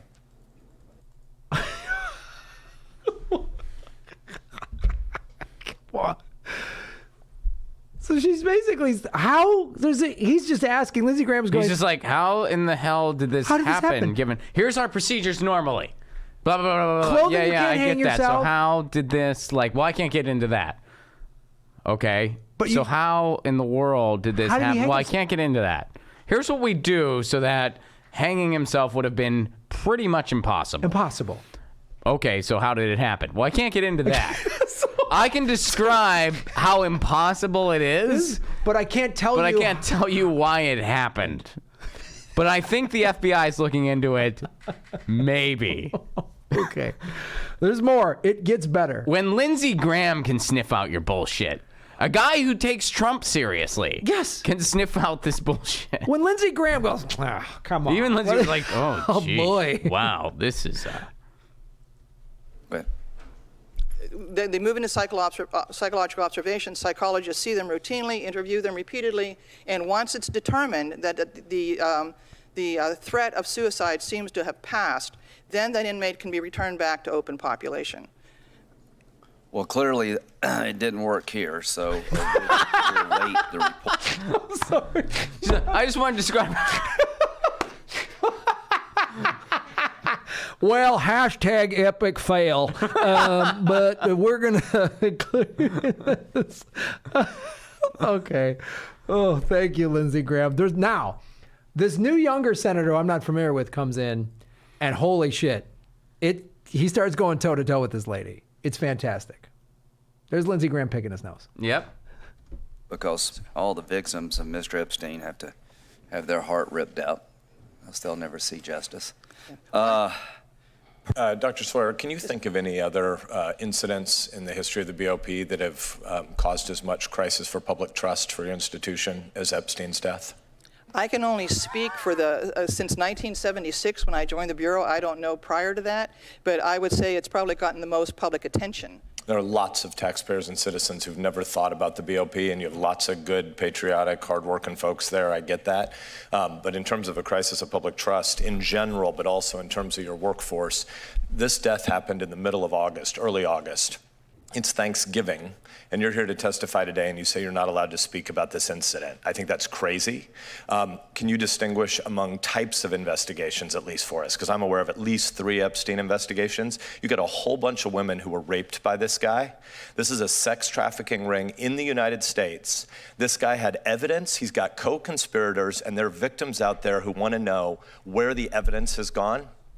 Can you tell us a little bit more about the different investigations? I understand there's at least one that you're directed by Main Justice not to speak about, but there are at least 3 investigations. Can you unpack them, please? There are 2 investigations that are ongoing. One is the FBI's investigation, and the other is the Inspector General's investigation. Both inside BOP, but there's a third one outside, which is why Epstein was in your institution to begin with. Yeah, and that, sir, is completely out of my... I get that. There's a lot here where DOJ has failed. There's a lot here that BOP has failed. Let's just be clear so we have a level set for everybody in this room. You're in your job because of this crisis, right? You come here today and you say you can't testify about it, but the reason you're director now is because the last guy got fired, right? Senator, I can't tell you what I don't know. I have received no information from the FBI investigation yet, nor no information from the Inspector General. Once those entities go into one of our facilities, we are forbidden from talking to anybody in the institution. We can send in a team and look at wherever there might have been a security flaw or something, but we are not allowed to talk to anybody in our institutions about anything that happened over the Epstein. With all due respect, you still have an obligation to speak to the girls who were raped by this guy today. You may not have to speak about every particular of the guards that were arrested last night, but the fact that there is an ongoing attempt by the United States government to find out if there's still any evidence about the co-conspirators, you do have an obligation to speak to those girls who were raped today. You may not speak about the specifics of the charges against those two guards this morning who were taken into custody, but more broadly, you should be able to unpack, have we changed any processes about how cases like this are handled? It's been more than 90 days, and you said, I think your quote was, we treat every inmate the same. We believe in America that every individual has equal dignity, but not every inmate has equal value for future criminal investigations. Jeffrey Epstein was still to testify in a case. Somebody who's already been convicted, who may be on suicide watch, there are lots of good reasons to not want that guy to be able to kill himself. This is different, because it isn't just about the individual inmate who might kill themselves. It's about the fact that that bastard wasn't able to testify against his other co-conspirators. So it is wrong as a management matter for you to say we treat everybody the same. We should be treating people who are yet to testify against other felons, against other rapists. They have a lot more priority for your institution, don't they? Senator, pretty much all of our inmates that are in any of our jail facilities are pretrial. They're still yet to testify, to be involved, to share information on other cases. I don't know what evidence you're asking of me. If you're saying, was there any evidence in his room, in his possession at the time? No, that was all confiscated by the FBI. In his brain, and in the cameras, and in the tapes that the American public well understands appear to not be urgent enough for the Department of Justice. No, it's very urgent for the Department of Justice, and it's all been confiscated by the FBI, and it's all part of their investigation. That's why none of that is shared with the Director of the Bureau of Prisons or anyone in the Bureau until the investigations are completed. Once those are completed, I'd be very happy to come up here and talk with any one of you that want to hear everything about we glean from those investigations. But until I have that information, there's nothing I can tell you. If I don't have the information, I cannot share anything with you. Then how widespread is the problem of sleeping on the job? There are lots of people in the public who think this seems a very convenient excuse. And so tell us, is it a systemic problem? Do we have a lot of people who sleep on the job when they're supposed to be guarding federal inmates? We have a few, sir, and we have been monitoring the cameras that are existing in every one of our institutions to determine how well and how effectively our inmates are, our staff members are doing their rounds and counts in the institutions. We have found a couple of other instances, and we have immediately referred those to the Inspector General's office, and I'm encouraging that if people just chose not to do their job, we're hoping the U.S. Attorney's Office will pick up those cases and prosecute them for us, because we don't want those people in the Bureau of Prisons. They are dangerous to everybody, the inmates and the staff. And so we are zealously going about trying to determine which of our employees are good employees and who do their job, and that is the vast majority of the prison staff. But we do have some, I know, out there who obviously choose not to follow policy, choose not to do their job, and we want them gone. I do not want them in our institutions, and I am exploring those very, very carefully to identify them and get them out of our system. Now, if it's a training problem and they didn't know what they were supposed to do, that's our problem. That's management. They didn't know they weren't supposed to sleep on the job. Wow. They didn't know that? That's something. They might not have known. I don't know. Maybe you need to chill guards. I'm not supposed to sleep here. I'm not supposed to. Nobody told me. I stay awake. Nobody told me I wasn't supposed to go to sleep when I was guarding prisoners. Sleeping's against, Oh, man. Video games, is that copacetic? I mean, that's got to be. I thought it was right? okay to unplug video cameras and then go to sleep. I was going to jerk off. Is that bad? Like, nobody trained me. I didn't know what to do. This is a job. Oh, okay. All right. And then I get a paycheck at the end of this. This is all right. I'm seeing how this works now. So did nobody... Does she really think? They didn't know. I didn't think boo-boo. I didn't know. That's our job. What about the faulty cameras? Is she going to talk about that? Yeah, that's what I want to hear about. There happened to be a tired guard. There also happened to be a faulty camera. Tired guards and faulty cameras. Highest profile prisoner in the world. Just happened to be sleepy time. The first thing that happens, and I'm not an investigator. This is just from watching cop shows most of my life. Oh, the guard that was supposed to watch him, let's check his bank accounts. Did he get $50,000 suddenly deposited into his bank account to fall asleep? Mm-hmm. Why did the cameras? Who was the last person to maintain the cameras? Yeah. Yeah, like aren't these things swept and records are kept? So who was there last? Couldn't like a Who did they talk to? fucking hall monitor ask these questions of basic investigation? Fucking Lindsey Graham goes, this was obviously a criminal enterprise or a complete breakdown. So what happened? Yeah. Either this is a breakdown beyond magnitude. I mean, that other person asked that question where they were just like, they very diplomatically just said, did you guys ever fuck up this badly ever in the past? Yeah. To which the woman said, I don't think so. It's unbelievable. All right, there's more. We have to do a better job training our staff. But if someone is well-trained, well-experienced, and chooses not to do their job, we want them gone. I assure you of that.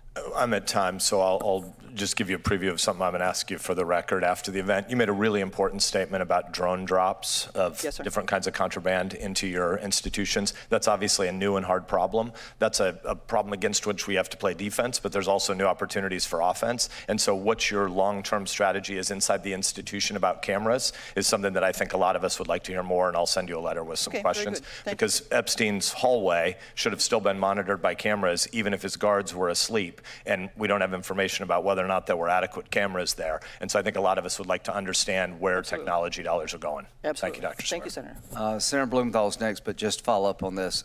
Will there be an IG report regarding what happened? There should be. Usually after the Inspector General's office investigates, they do come out with a report. If people are pending criminal charges, we're not going to interfere in their cases, but if there's an IG report, I promise you we'll get fully briefed by the committee here.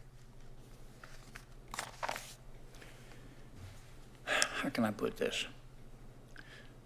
Christmas ornaments, drywall, and Jerry Epstein. Name 3 things that don't hang themselves. That's what the American people think. That's what the American people think. And they deserve some answers. And I know that you're not in charge of these investigations. Yes, sir. But you talk to the people who are. And I need you to take a very respectful message today. Tell the American people what happened. And don't rush it so that they don't do a thorough investigation. But you and I both know they can make this a top priority and get it done more quickly than they normally would. Damn. I mean, that's like, this is I watch this and I go. Jeffrey Epstein started his targeted grooming and manipulation. We'll end that right there. So, I mean, this is significant for a lot of reasons. First of all, because I've been asking, I've done a lot of Epstein videos. I just dropped a video breaking down the ridiculous lies of Prince Andrew in that 49-minute interview on the BBC where he just flat out lies. He's just crazy. I'm glad that people are not letting this go because this is fucking bullshit. This is complete. And just listening to this woman. So the guy goes, you have your job because the last guy was fired. Right. Yeah. How come she can't sit there and go, I understand she's not privy to an FBI investigation. I get that. Right. But you should be able to say, I can tell you this. I can tell you this is what they're doing. This is what they're doing. I mean, like that whole clip, and I appreciated the grilling, but I mean, it could have just been summed up as, are we going to get to know anything? What are they even trying to find out? And her answer would have been maybe, and I don't know. Well, the question is, and this is what I wish would have even been, I appreciate that guy asking those pointed questions, but the pointed question that I really wanted to ask is, so you're the Bureau of Prisons. Can you tell me the name of the guy that was supposed to guard him when Epstein died, why he wasn't there, has he taken any money, does he have any ties to any criminals? Mm-hmm. Does he have any ties to anybody? Who was in charge of the maintenance of the cameras around? Who was in charge? Who were they talking to? Who were they talking to? Who handled it last? Who handled it last? Who verified that it was working and functional last? Because I mean, I'd imagine there's a thing like where it's like you got to check out. You know, you go into a public place and you'll see a thing on the restrooms where there's a sign that this was cleaned last by so and so, and then there's a check mark. Isn't there some kind of thing for the cameras and this was checked last time by so and so? The cameras are working, functional, everything checks out, batteries appropriate, whatever. I would like to go, hey, have you been threatened by anyone in the intelligence community or anybody of power has threatened you? Because that black book contains all of these powerful names. Like, that's why I want to ask her. How, You should be able to tell me the guy that was supposed to guard him that didn't, why he didn't, what his background is, what his ties to anybody are, what is being done. Is that guy fired? Is he on administrative leave? What's going on? And why the cameras weren't working. Well, and when she tried to use that All Lives Matter inmate defense, shut the fuck up. The guy just shot that down immediately. He was like, wait a second. This guy was involved in all these horrific, beyond horrific things. We needed to know what he knew. Yeah. And you're saying like that's not treated with any type of specialty when it's this level of a criminal that has yet to testify. God, I know. She goes, everyone there is pretrial. Okay, so the guy in the cell next to him is pretrial for a drug offense? Yeah. Okay, we want him protected, but what? Yeah, we want him protected, but, you know, if he's going to rat out a couple of his other buddies selling weed, that's a little different. Just a little different than Jeff Epstein. Do the meth heads that he might rat out want to maybe try to get him killed? Sure. Do they have the resources? No. Epstein's black book does. You know, that has the current president, a former president, former Governor Bill Richardson. It has a member of the royal family, a member of the Saudi royal family, a woman whose father used to be a Mossad agent. Do any of those people, maybe they have the resources to get involved and get this done? Man, it's obvious why they don't want people like us in Senate, because I would be asking these very pointed questions. And it would be like, can you answer any of this? Can you answer anything for me? I mean, that's basically what that one guy did. Yeah. I mean, that's basically what he did. And he pretty much said, like, you know, and then when she tried to play dumb about, like, well, what do you mean evidence? And he was like, what's in his brain? Right. We wanted to know what he knew. Yes. And look at all these victims. You owe it to them. Yes. So this is I will say I'm not even familiar with who that guy is, but I don't know. I give him credit for that. I want to say this to all of the viewers out there. Keep pressuring your local law, because that one guy at the end, Mr. Kennedy, was like, there's 3 things don't hang themselves: Christmas ornaments, drywall, and Epstein. The American people want to know. You want to know why? He didn't do the best job delivering that joke. No, it was he a little like he had to kind of like, wait, what is he? It was Sure. His delivery was a little off. He's not a professional comedian. Side note. But the reason he's saying that, this is significant, is because this has been trending on social media now for the last several weeks. Hashtag Epstein didn't kill himself. That's why he's aware of that. So to all of you out there, pressure your representatives to keep this investigation going. Go to the FBI. I want to know what they seized a bunch of evidence from his fucking horrifying pedophile island, from his place in Manhattan, and I believe his place even in New Mexico. But I definitely know Manhattan was raided and the pedophile island was raided that Prince Andrew's gone to and that Bill Clinton has gone to. So pressure your representatives to say, give us this investigation, open this up, because they are trying to hide us. They are hoping this goes away, and it's not. It's not going away because we are putting pressure on them, which is why I'm not going to stop doing videos on this shit. And and if you're sending out holiday cards this year, instead of signing your name, hashtag Epstein didn't kill himself. Yeah. Great conversation starter at the Thanksgiving table. Yeah. Send some holiday cards to your local state and federal representatives with Epstein didn't kill himself. Thank you for your service. Happy holidays. Epstein didn't kill himself. Open up the investigation. Give us answers right now. Go Jets. Go Jets.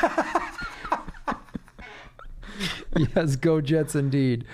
All right, let's see where we're at here. There.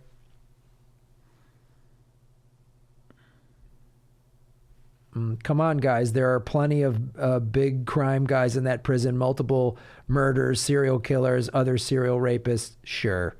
But they don't have the black book with the most powerful people in the world.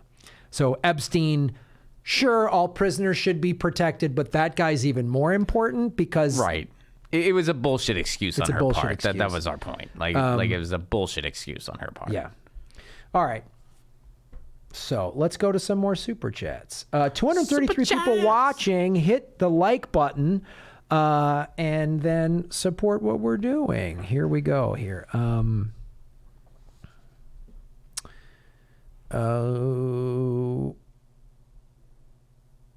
Blackfa508, thank you so much for supporting the show. That's a false equivalence. Tulsi welcomed Modi to the U.S., called him Buttigieg. Don't conflate her meeting with Assad, which was good, to defending Modi, Kashmir. Here's what I say about the Modi thing. There's plenty of things to be critical of her with Modi, and that's a fine thing. But also, regardless, whoever's the president or vice president or secretary of state will have to meet with Modi. Yeah. You're going to have to deal with that guy. Mm-hmm. Yeah, and I take that Super Chatter's point. I mean, it's an excellent I take point. that point, but I think, what I was trying to get at when we were talking about that was just like, the world leaders, they kind of got to cooperate. That's not saying they're great people. Right. It's not saying they're great people. They're not. But her reasons for meeting with Modi are probably very different than her reasons with meeting with Assad, and you can point those out and be critical of them. But the overall point, as we said, to be a real leader, you have to meet with other people. You have to do this. I mean, as Tulsi pointed out, JFK met with Khrushchev. We were at the height of the Cold War, and he met with Khrushchev to try to broker peace because an atomic war would end life on planet Earth. And that rebuttal to Buttigieg was a good one, where she was just like, well, you just proved you don't have the courage to kind of meet with adversaries the way you would have to do as a president. And look, if Tulsi becomes vice president or secretary of state, we need to hold her accountable that she's not going to give Modi... She's not going to hold him accountable if he's doing things in Kashmir or against non-Hindus. Right. Like, you have to say that ain't right. Just like if Bernie, just lets Netanyahu continue to do what he's doing in Gaza, we would hold him accountable for that, right? He says he absolutely won't, which is one of the reasons I like Bernie. Right. But we have to hold these leaders accountable. They work for us. Even the ones we love and really want to see win, like Bernie or Tulsi, hold them. If Bernie becomes president, I am going to hold him highly accountable on this show. Well, we have to have our ears to the ground because he needs. I mean, Bernie, it's going to have to be. I mean, we say this all the time. It's going to have to be an FDR style presidency in the sense of he's going to have to go to us and be like, "This is what I want to do. This is who's holding it up.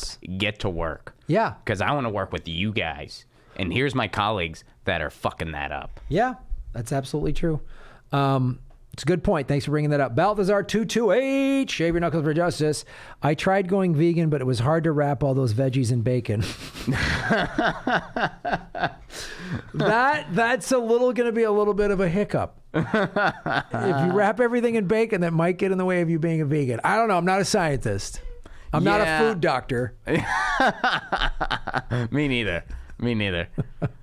Balthazar228, Diane Funstein, thanks. You're just super chatting jokes. I love that. Keith M. What's up, Keith? You're making Gotham great again. I'm good about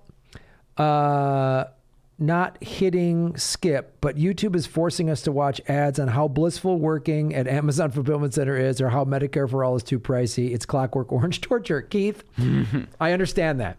So put it on in a separate window and let it play through on silent. And remember these things. When you put it on a separate window and you let it play through, you're not supporting those companies. They're paying. So you're forcing them to pay me ad money. So it is a Robin Hood thing in a very small way at a couple cents per click. But open up a separate browser window and let those ridiculous ads play, and we get paid. So that's why you don't click skip ad. But thank you, Keith, and turn the sound down. Shannon Sun Moon Virgo, what's up? Shannon Sun Moon Virgo, hi Graham and Ron, free Julian Assange. Absolutely.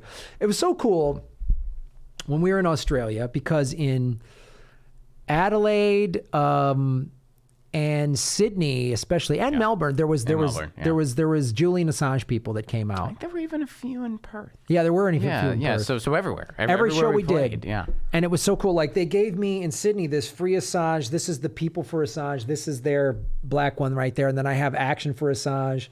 That's a group here in the States. I've been on Unity for Jay. We met Caitlin Johnstone, which was so awesome. Yeah, it was so cool to meet her in person. And her husband, Tim. They're super cool people. They're really cool people. They're super funny.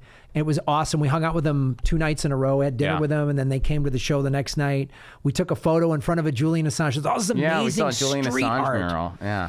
in Melbourne, they just, in these alleys, there's all this great street art. And one of them, there's just this awesome massage mural. And we took a photo in front of it that I posted on my social media. I think you did too. So thank you, Shannon. Carl Knight. Either of you two have a meat pie down in Oz? Frankly, I think they're gross. No offense to our Aussie comrades. Shave your knuckles for justice, Carl. I did not. I'm a vegetarian. I did not have a meat pie. I did not have a meat pie. You're mad that you didn't. I can see it in your face. No. I mean, there were a few things where I was just like, maybe I'll do it. Like I thought about maybe having kangaroo at one point, just out of curiosity, like just trying it and being like. But I had it in the past, years ago, and I remember it being one of the grossest things I've ever eaten. And I was like, well, maybe I should just try it again, like just get like a slider or something, just to say like I did it and I'm curious. But I didn't do it. I was like, I don't want it. I'm not going to do that. So I didn't do the kangaroo. You didn't do the kangaroo. I did do the Vegemite though. I did the Vegemite in twice, and one time was good, one time was not good. And we both bought Tim Tams on the way home to give to family members. Yes. My fiance was very adamant about requesting the Tim Tams, so I was not going to show up Tim Tamless. And I did the coffee thing that was recommended, where you just basically soak it in coffee, and it is. It's pretty good. We had Tim Tams on the flight home. One of our meals had Tim Tams. That's right. Yeah. That was my first one ever. My first one ever was on the flight home, but I have some, at home now. In the middle of the tour, you were like, we were at a store, and you're like, should I buy some Tim Tams? And I was like, absolutely not. And you're like, why? I go, I will eat a sleeve of those in about 5 minutes. Dude, they are really. You can't do it. Yeah. Aaron, you've had Tim Tams. Oh yes, and I can agree to the veracity with which I will eat them. There's only so many in a package, too. So as I say, you were like, dude, we would go through packages and it would just be ridiculous. I'm glad I waited. I would have eaten the packaging like a goat. I would have just fucking, I would have been ridiculous. So for those of you listening and watching, that is Aaron Brungart, who is the producer here at All Things Comedy. He's also the producer of the Comedy Film Nerd Show. And hey, since we're on the topic of food, though, in Australia, I gotta say, I had the best kiwi, which I know it's not New Zealand, but it's a lot closer than the United States, all right? But I had the best kiwi I've ever eaten in my life. And I grew up with, I love kiwi. It's one of my favorite fruits. I didn't know they could be that good. It was unreal. It was so good. One of the best mangoes I've ever had. Oh, the mango was fantastic. Like just this, and this is just produce you get in a grocery store. It was so just good. Crazy good. Like I'm thinking about those kiwis right now. That's how good they were. And I went surfing in Sydney and Perth. It was so good. I ate a kiwi on a surfboard, and it was just. I rode a surfboard made of kiwi. It was fantastic. And the fins were Tim Tams. It was the greatest surfboard. It was the greatest surfboard you've ever had. Balthazar228. Thank you, Balthazar. Falmouth, Massachusetts. I think that he's saying that's where this DQ is. That doesn't do us. Oh, how close is, well, we're definitely hitting Boston again in 2020. Right. How close is it to Boston? Close. Somewhere. Well, Massachusetts isn't that big of a state. So it's got, it can only be a couple hours. There you go. Bang, bang. At most. We're hitting a DQ.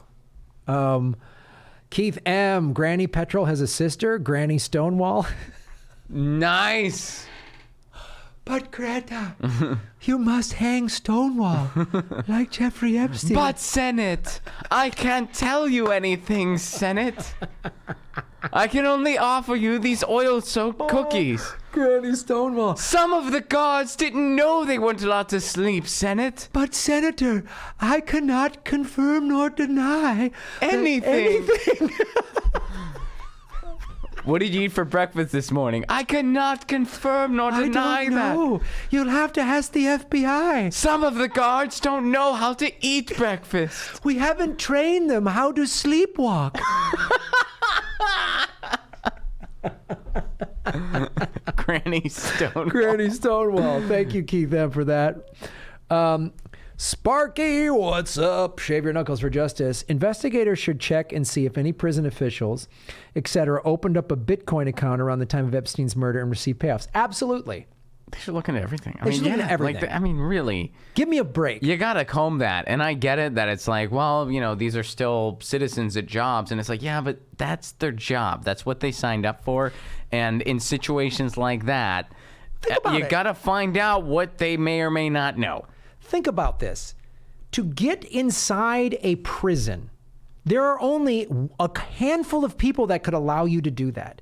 That's prison guards. Yeah. So it's like, how do all these drugs get into prison? Prison guards get paid off. You're making $70,000 a year as a prison guard, and somebody comes to you and says, "Hey, I'm going to give you $100,000 to just fall asleep during this time," and you're like, "Okay, Yeah. you're gonna do it." Like, you don't know what it is. I mean, like, the fact the senator, wasn't aware of this. People are droning in, they're dropping drugs or contraband into the prisoners. So that's a new thing that's happening. They've been smuggling drugs into prisons for decades. How do you think they do that? Guards get paid off, get paid to look the other way. Come on. So prison guards have been on the take since the day prisons were built. So somebody got paid off to allow this to happen. Even come on. Even if somebody slipped Epstein some rope and a hang, and drywall grouting or whatever, and a hook to put in the drywall to hang himself. Somebody, which he didn't kill himself, obviously he was murdered, but even if Epstein did hang himself, somebody had to let that happen. Oh, yeah, of course. Come on. I mean, it's fucking just ridiculous, man. Koali LPS YouTuber star. Will you be discussing Jim Jordan and Jismgate?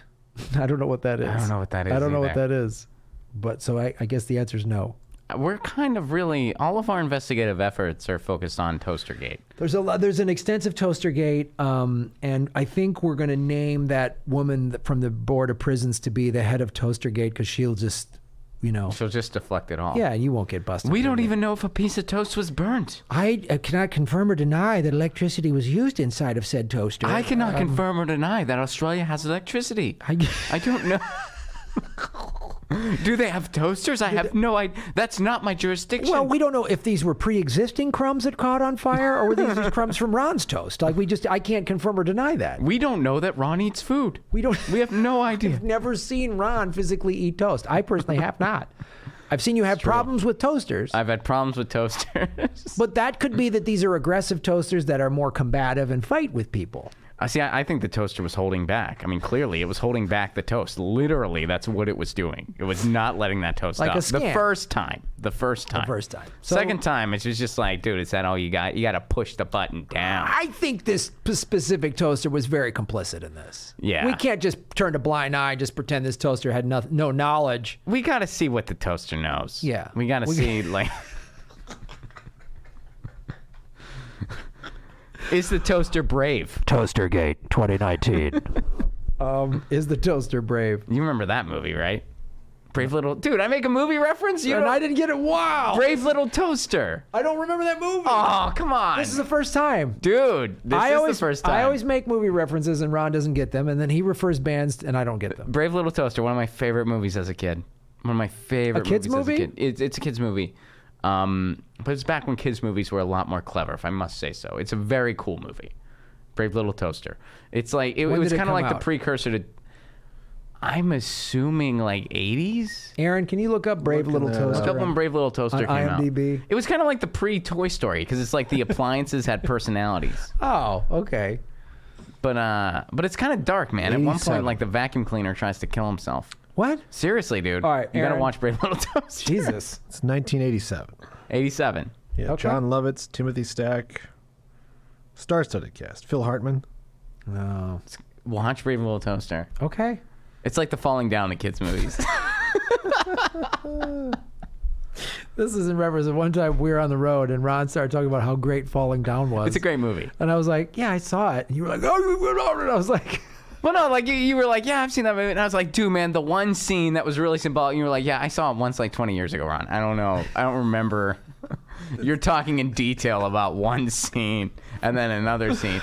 But it's like, I mean, I really dig that movie. Like, sometimes watch clips of it on YouTube, dig that movie. Wow. And I mean, there's a lot of depth to that movie that a lot of people overlook, especially a lot of the societal commentary that was going on. No, it does have great societal commentary. It really does. And it does bring up a lot of things, as does Brave Little Toaster. You would love Brave Little Toaster. You would totally dig that movie. I'm gonna revisit it if it's on Netflix. I'm totally revisiting Brave Little Toaster. It'll be the first time that I didn't watch it on a copied VHS at my parents' house, but I'm going to watch Brave Little Toaster. Okay, maybe we should all do that for Thanksgiving. I'm down. Okay. Yeah, totally. I'm gonna have a falling down Thanksgiving. Falling down, brave little toaster. Marathon, yeah. Goldilocks369, what's up, Goldie? Shave your knuckles for justice. Shave your knuckles with Ron. Do you know what's going on? Oh, nice. Make Gotham great again with Graham's Epstein suicide's a sham. You got it. Nice. She wrote a song. Sparky, shave your knuckles for justice, Sparky. Assad's not so brutal. It's just false flags. Look, if Assad let us build a pipeline instead of Iran and Russia, we would love him. Yep. I mean, I just did a video that just dropped. They just released, WikiLeaks dropped leaked emails from that organization, OPCW. Yep. Yeah, they released those emails that are basically saying, I mean, nobody ever, and I was really glad, of course, when those emails came out, because it confirmed a lot of the things that a lot of us were concluding. But also, it also reminds us they didn't do an investigation, and the United States dropped bombs anyway. They said, like how is that in any way unreal? And I know we do it all the time, but it's like you're watching it in real time, where it's like, and then you're rewarding a president for behaving that way. I mean, how does the general public not just see, and yeah, no one's saying Assad's a great guy or that any of these other world leaders are great people, but when you drop bombs first and ask questions never, not just later, but never, how is that in any way the corporate being media an appropriate player in the world? It's absolutely repulsive beyond comprehension. And that's business in the United States. That's rewarded in the United States. When you drop bombs, you're presidential. When you seek diplomacy, you're controversial. It's unreal. I know. It is completely backwards. It's like, I remember the corporate Orwell media couldn't have seen this coming. It's unbelievable. Like, they said we drop bombs on alleged chemical weapons reports. Alleged? That's it? Yeah. Well, I think my neighbor is allegedly has a meth lab. Do we just get to fucking blow it up? we don't know what happened. We don't know exactly what happened, but we know who did it. We know that. Yeah, no doubt. And Do you even know exactly what happened? Nah, we'll get to it. And these leaked emails show that they took the initial report and misled and omitted some Sexed stuff. it up. You know? That was yeah. It's unbelievable, man. So, WikiLeaks has always had to retract a lot of things, though, right? well, there's that one. Wait. No, never. They've never. They've never retracted anything. Okay. They've never had to retract one single story. But a lot of news organizations can claim, oh, no, they can't. Oh, no. Every single news organization on the face of the earth, with the exception of WikiLeaks, has had to do a retraction. That must mean they're with Russia. All right, so let's talk about this other. Hello, everybody. Welcome to the Political Vigilante. My name is Graham Elwood. This just came out. UN calls for push to cut greenhouse gas levels to avoid climate chaos. Global emissions must fall by 7.6% a year for the next decade to avoid crisis, the report says. So this is significant because now the UN, which put out that report 2 years ago saying we have to do something, drastic measures by 2030 or it's too late. Right. Which means we need to start today. And I think they're acknowledging with this, because I talked about this on Get Your News On with Ron. I think they're acknowledging that the U.S., we may not be able to depend on them to lead on anything. I think they're really acknowledging that. So it's like, okay, this is the standard we're going to set. Yeah. So maybe if we get out in front, the U.S. will at least follow. And that's, right now, you got a president who doesn't think climate change is real. And a cabinet full of climate change deniers. Right. Absolutely. That may not change, or it may only change marginally. Hopefully it changes to the opposite end, where you have a Bernie Sanders presidency. But if it doesn't, you're likely going to have another 4 years of Trump. Hopefully the UN gets out in front of this. And because, if we don't have Bernie Sanders as our next president, we can't count on the U.S. to lead in anything. No. We just can't. Nope. We can't. It won't. There's none of the, not Buttigieg, not Liz Warren, not Kamala, not Biden, none of them that they've been trying to force on us are going to lead the way on climate the way Bernie has, or Tulsi. Like I said, Tulsi, yeah. She wrote the Off Act, his Green New Deal, when he kind of revamped it over the summer. Oh yeah, he gave it a big facelift. He made it the most comprehensive one that of any candidate that I've seen. Yeah. He flat out said, done with it by 2030. No more oil. Not carbon offset bullshit. We're done using it. Mm-hmm. And we're going to transition in 10 years to get it so we're done using it. And that's what it's going to take. So I think you're right. I think the UN is basically saying we need to. We're going to have to be the world leader. We got to be the That's world what leader. they're saying. And thank goodness. I mean, because someone's got to, and we can't count on the United States at all. Yeah, we can't count on the United States at all. And so I want to bring a couple other statistics from this report that we can kind of go over that just show basically what you're saying. It's not a very lengthy article or report. They're just saying. Right. The one thing they need to emphasize in it, because like I went through it earlier, they need to really heavily emphasize, though, coming down on these companies, which is a situation where you really wish that the U.S. was in support. Because, you have to come down against the Walmarts of the world, against the Amazons of the world, against the oil and gas companies. Those are the main. I mean, of course, I want to get everyone in an electric car. Of course, I want to, cut our dependency on oil completely. Of course, we got to do all that. But if you don't hammer down on these companies, that it's not going to be enough. It doesn't. Well, you have to hold them, like in some cases, and some people have suggested this. Some countries have even done this of holding them legally. Like you're breaking the law. You are legally responsible. Yeah. You have damaged this planet, so you're committing. That's a crime. Yeah. It's just like if you and I are neighbors and I'm doing a bunch of shit that's contaminating your backyard. Yeah. You can call the police on me. Yeah. I can't go into your yard and just unload some fuel that I don't want anymore. That's illegal. I can't drill under the fence into your backyard and pull out resources under you and then cause a spill in your backyard. So your backyard's contaminated, but mine isn't. Mm-hmm. And I'm not responsible. That's there's no way I could get away with that. Yeah. But let's go into some of the details of this. So it says carbon dioxide emissions in 2018, also accounting for deforestation, rose then more than 55 gigatons and have risen on average by 1.5% a year for the past decade, according to the UN Environmental Program Annual Emission Gap Report. So again, what I think, and the point that you're making, this is backing that up, is they're saying with Trump in the White House and a bunch of climate change deniers, and he's just like balls to the wall drilling and oil and war and doesn't give a shit. And look, the Keystone Pipeline just spilled 380,000 gallons of oil.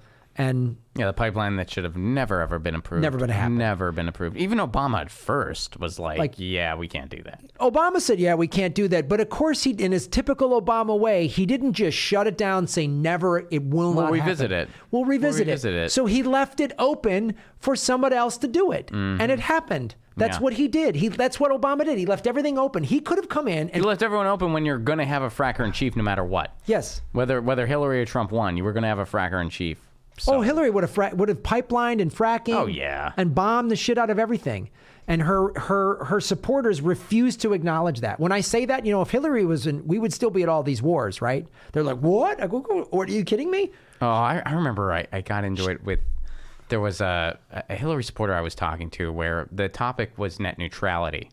And the person was a big Hillary supporter, and they were just like, well, this is another reason why, Hillary should have been president. And I'm like, okay, look. I have a feeling with the Hillary Clinton presidency, we would have lost net neutrality anyway. The only difference would be I'd be explaining to you why net neutrality is important. Because you would have been convinced it wasn't a big deal if Hillary wasn't that big on it. Because Obama didn't really care that much about it. We almost lost it during Obama. Yeah. So now all of a sudden people on the left really care about whistleblowers. Where were you when Obama jailed Chelsea Manning? When he wouldn't pardon Snowden or Assange. Where were you? Mm-hmm. Where are you now on Assange? Where are you now? You think Assange is a rapist? He was never even charged.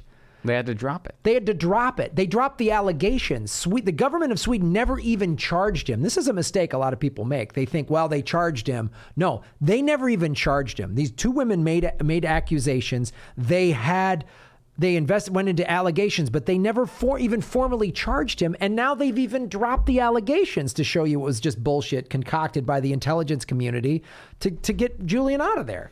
You know, whenever you hear people like just mercilessly hating on Julian Assange and they're like, well, he should come to the United States. What's really fun, well, maybe fun's a weird way to put it, but ask those people, what did he do? Yeah. Just what did he do? He worked with the Russians. You know, they always say. Yeah, he worked with the Russians. So, okay, even if that's true, if some people who were Russian gave him information, so he's a publisher. What does that mean? So what? Yeah. They were Russian. What if they were American or Mexican or Italian or British? What's the point? He put soldiers at risk. So what? No, he didn't. There's no evidence of that. He liked Trump. Okay, I don't think he did actually. But even if he did, that's a crime to like Trump. That's why he should be starved to death? He should be starved to death for liking Trump, which he doesn't. But let's just say he did. What did he do? I'm still waiting here. What did he do? What's he on trial for? And then, no. That's something totally different. That's not what the United States wants him about. What did he do? What did he do? He helped Russia win the election. No. No, he didn't. It's unbelievable, man. And I go, if you want him to be in jail for being a publisher, then Ben Bradley should have been put in prison. Why did he publish stuff at that time? Well, should he have waited until after the election? Yeah. He's a publisher. Here's information pertaining to people running for president. He should just wait till after the election's over? Well, that stuff he published helped Trump. Okay, well, then your anger should be at the DNC for doing it. Yeah. That's where your anger should be, the DNC. Talk about shooting the messenger big time. He's a anyway. Julian Assange did not. I'm preaching to the choir. Yeah, I know. He didn't write the Podesta emails. That's the thing. But anyway, back to this. So I think the point we're getting to here, what you were saying, the UN is going. America's not. They're not leading on this. Not with Trump. And even if a centrist Democrat gets in the White House, they're not going to be that forward thinking on climate. They're going to give it lip service, but if the UN sets a bar, yes, then you got a chance that they might have to meet that bar. Because then the rest of the world can go, hey, we're meeting this UN bar. How come you're not? Don't you want to be number one, the U.S.? Yeah. Don't you got to be number one in everything? Well, look what we're number one in. Aren't you always big proponents of the UN, America? Don't you always push the UN? Well, here's some more information. Global emissions must fall by 7.6% every year until 2030 to stay within the 1.5 centigrade ceiling on temperature rises that scientists say is necessary to avoid disastrous consequences. This is bold. We have to cut emissions, which means we need to eliminate using fossil fuels. You know what, man? It's bold and that's great, but it's not enough. I don't think it's unattainable. Right. Like, I think it's like when you really think about it, 7.6% just every year until 2030. Like you're kind of just whittling away at it. And if that's what it takes to, I think that's very attainable. Oh, it's so attainable. Like it's not unrealistic to do that. And if these companies if every oil company just invested in renewables, which they could do tomorrow if they really wanted to. They already are. We're fine. Yeah, they're starting to. They see the writing on the wall. And what the oil companies are doing, they see the writing on the wall and they do this sort of what's called greenwashing. They'll invest $20 million in renewables when they make billions of dollars in profit. They could be spending $1 billion or $2 billion in renewables. So they're already spending the money. They already know what's out there. They already have their own internal reports that were done in the 70s saying that fucking fossil fuels are killing the planet. They are well aware of what's going on. This is another reason, going back to what we said at the top, they need to be charged criminally. You're withholding information. Why do you want good men to go to jail? Why would you? These are good men that build oil refineries. They have families. The holidays are coming up. Their families are dependent upon hams made with coal. Don't you want a Christmas coal ham, Ron? They're about to roast the turkey in an oil brine, and you want them to go to prison. Oil brine. Don't you want a hot cup of oil cider for the holidays, Ron? Have you ever had fracking fluid potatoes, Greta? Delicious. Don't hate food, Ron. Don't hate food. No one said we hated food, Granny Petrol. God. That's an eventual rebuttal. Greta Thunberg's going to be up there like, look, we want a planet to live on. We're the youth of today. And Granny Petrol, why do you hate food, Greta? Like, where did this lady come from? What is she talking about? Why is she walking around with a fake fireplace behind her? Current pledges under the Paris Agreement are deemed inadequate. If countries stick to them next year, they would have to reduce emissions to 0 from 2030 to avoid raising temperatures by more than 1.5. Yeah, I mean, here's the thing. The Paris Accord, which America isn't even a part of, it's too late for the Paris Accord. Like we should have started when we were supposed to. Yeah, in the 80s. Higher gas mileage standards and carbon offsetting. Great strategies in 1983. Fantastic. It's way too late for that. Right. We need, and I talk about this all the time on this show, and I will continue to talk about this. I will continue to do Epstein stories, and I will continue to talk about climate change. The technology is already there.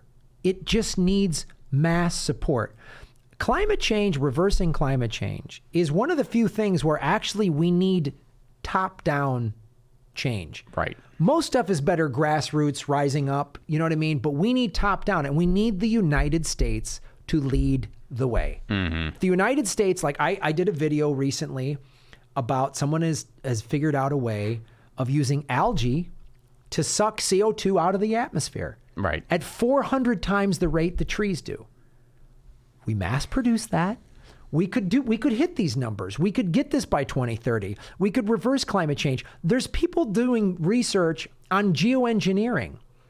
What if we did that? Oh, hey, Australia, Western United States that are dry and have these fires, we could geoengineer. Someone's got to be able to do it, put clouds, change the atmosphere to where rain happens. Like, it's got to be possible. I mean, I think it's going to be a little bit of everything. Yeah. I really do. I think it's going to be a little bit of adaptation. It's going to be a little bit of geoengineering. It's going to be a little bit of, like significant policy changes. That's going to be a lot of it.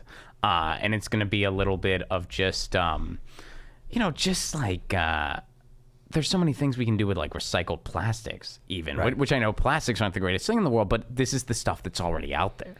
So many things that we could still do with it. I mean, there's a lot out there. There's so much stuff we can do. And I think rain barrels even there's a million things. I mean, there's plastics, and we've talked about on this show, viewers of this show have said, Graham, you can make plastics out of cactus now. There's plant-based plastics. Right. There's all this stuff. We need to get rid of single-use petroleum-based plastics. Oh, of course we do. We got to get rid of those. Of course we do. But we could do that overnight. But if we can recycle some of it for other things that's already out there. We get all the current plastic and we recycle it. We stop making petroleum-based plastic. Yes. We find new compostable plastic, which is it's already there. We just need to mass produce it. Mm-hmm. And we need legislation, like you say, policy-based, no more single-use plastic. And hey, farmers, this is where you come in as part of the Green New Deal. You're going to grow all of this. And we're going to subsidize it. And we're going to subsidize the shit out of it. Like, all right, let's go to a couple more questions. Then we gotta get out of here. Let's go here. Where were we at? I got a question about the droning of contraband into prisons. Okay. I mean, I don't get it. How do they fit the drones in their butts? Great question, Aaron. How they fit the drones. Haven't you ever watched South Park? Yeah, it's Cartman explains it. Yeah, it's drone technology. Just Google drone:.gov. Now that's a band name. Drone:. Are you kidding me, dude? There's got to be a speed metal band. Come on, start it. Somebody start drone:. Somebody start drone. I will go to all your shows. All of them. As long as you're based in Los Angeles. Yeah, and you give us free tickets. I can't pay for music.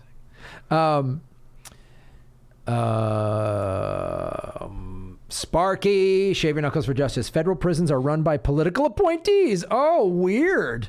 Gee, I wonder if that would have anything to do with Epstein getting murdered. That's not my jurisdiction. Oh, I don't know anything about that. I don't know how appointees work, even though I am one. Some of the guards are good people, but some of them just want to sleep.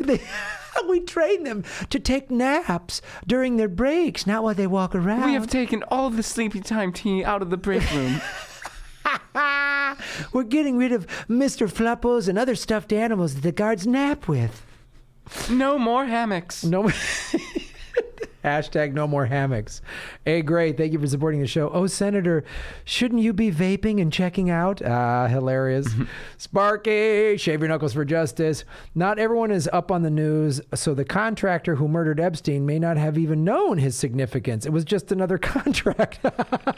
Great point, Sparky. Really good point. Why is everyone interested in this guy? No reason. No, he's just a guy. Just take him out. What did he do? Like, it was some Wall Street thing. Yeah, it was a Wall Street thing. He's taking a fall. He pissed off some bad people. You'll be fine. Tisha Taylor, what's up, Tisha?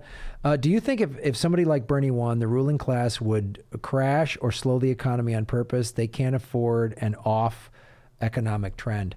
I think they would flip out and try everything possible. But for Bernie to win, as we've talked about, it's going to take an overwhelming amount of people. And we're seeing it. More people are paying attention. More people are registering to vote. And I think you would have all of these people just be like, we're fed up. The Epstein, you don't understand. The Epstein thing is part of this. Because the Epstein thing is really revealing the veil of the sickness of a majority of the ruling class. Yeah, and how powerful these people are. Yes. They're so powerful they can have a guy killed in a federal prison. Yeah. They're so powerful that everyone in the black book is from any political party. It's all these billionaires that they have a different set of rules. They fly around the world. They rape children on jets and on islands, and they get away with it. And everyone's like, we're done. All of this is connected. The Epstein stuff, the protesting in all of these countries like Lebanon and Chile and France and all this stuff, everyone's done with it. It's all because if you see what people are protesting, it's very similar stuff. We're losing our wages, our social services are being cut into, and everyone's like, we're sick of this. These wealthy assholes, they see how much money they have, and now we're seeing how powerful they are, how sadistic and evil they are, and how they fucking get away with everything, and we're done with it. Yeah. Yeah, well, and it just comes down to we have a worldwide plutocracy, and people are sick of it. Yep. And, we're trying to take it back. It's that simple. Yeah. Louise Brooks, what's up, Louise? Thanks for supporting the show. NPR today was all Russiagate. Thank you and Jimmy Dore for waking me up. It was all BS, but without you, I would have thought it was true. Support independent media. You got it, Louise. Sparky, what's up? How about Papayam and Haspel regime changing Bolivia? Oh, Jesus. Again, like, it's either an uprising of people fed up with the ruling class, or there's a democratically elected someone that then the Haspels and we can't have that. And we can't have that. It's unbelievable. Jeff Winslow, boom, shave him for justice, Jeff. Elect Bernie and get the U.S. on track with respect to climate change. Then the U.S. vassal state of Australia would consider maybe thinking about following suit, perhaps. No, you're right. This is an old saying, when America coughs, the world gets a cold, right? That's with negative things. Imagine if America starts leading the world with a Green New Deal and Bernie Sanders and less war and all this stuff. The whole world will follow suit. The world wants to follow America to do good things. It wants to. Right. It wants to look as America as the nation of hope and justice and freedom. But we're not that. We're a fucking evil empire. So if we start going in the right direction, everyone will be like, "Ooh, thank you, America, finally." Finally. It's like what Winston Churchill said. Have you forgiven us for everything? No, not yet. No, not yet. No, that's going to take a while. That's going to take generations, really, but. Mark Adams, thank you, Mark. Please refer to the article from Peak Oil about Andrew Yang as the doomer candidate. A riot. Give money so Americans can head for the hills. All right. That's funny. Sparky. Boom. Gen 3 and Gen 4 nuclear don't melt down and no CO2. Maybe. I'm not a big nuke fan. Sorry. A Gray, what's up? Thanks for supporting the show. The earth is not dying. It is being killed, and those who are killing it have names and addresses. Utah Phillips. Absolutely. Let's get all these people. That's the other thing about the Epstein thing. We're starting to learn who these people are who want to remain in the shadows. This hidden hand of plutocracy that you talk about. Let's get to know who they are. I will say, the earth ain't going anywhere. We are. We are. Yeah, right. Yeah. The earth is going to shake us off like a flea. Yeah. Like, the earth's going to be fine. It's going to be fine. We ain't going to be fine. We're not going to be fine. We're a virus. We need to be a cold. And the most effective virus cells are the ones that we have no control over. And we need to get them down to a common cold. Because the earth will live with a common cold for a long, long time, I think. But a virus like we're being, not so much. Nope. It wants to shake that. Sparky, boom. Gen 4 eats nuclear waste. Okay, I guess I'd like to know more about that.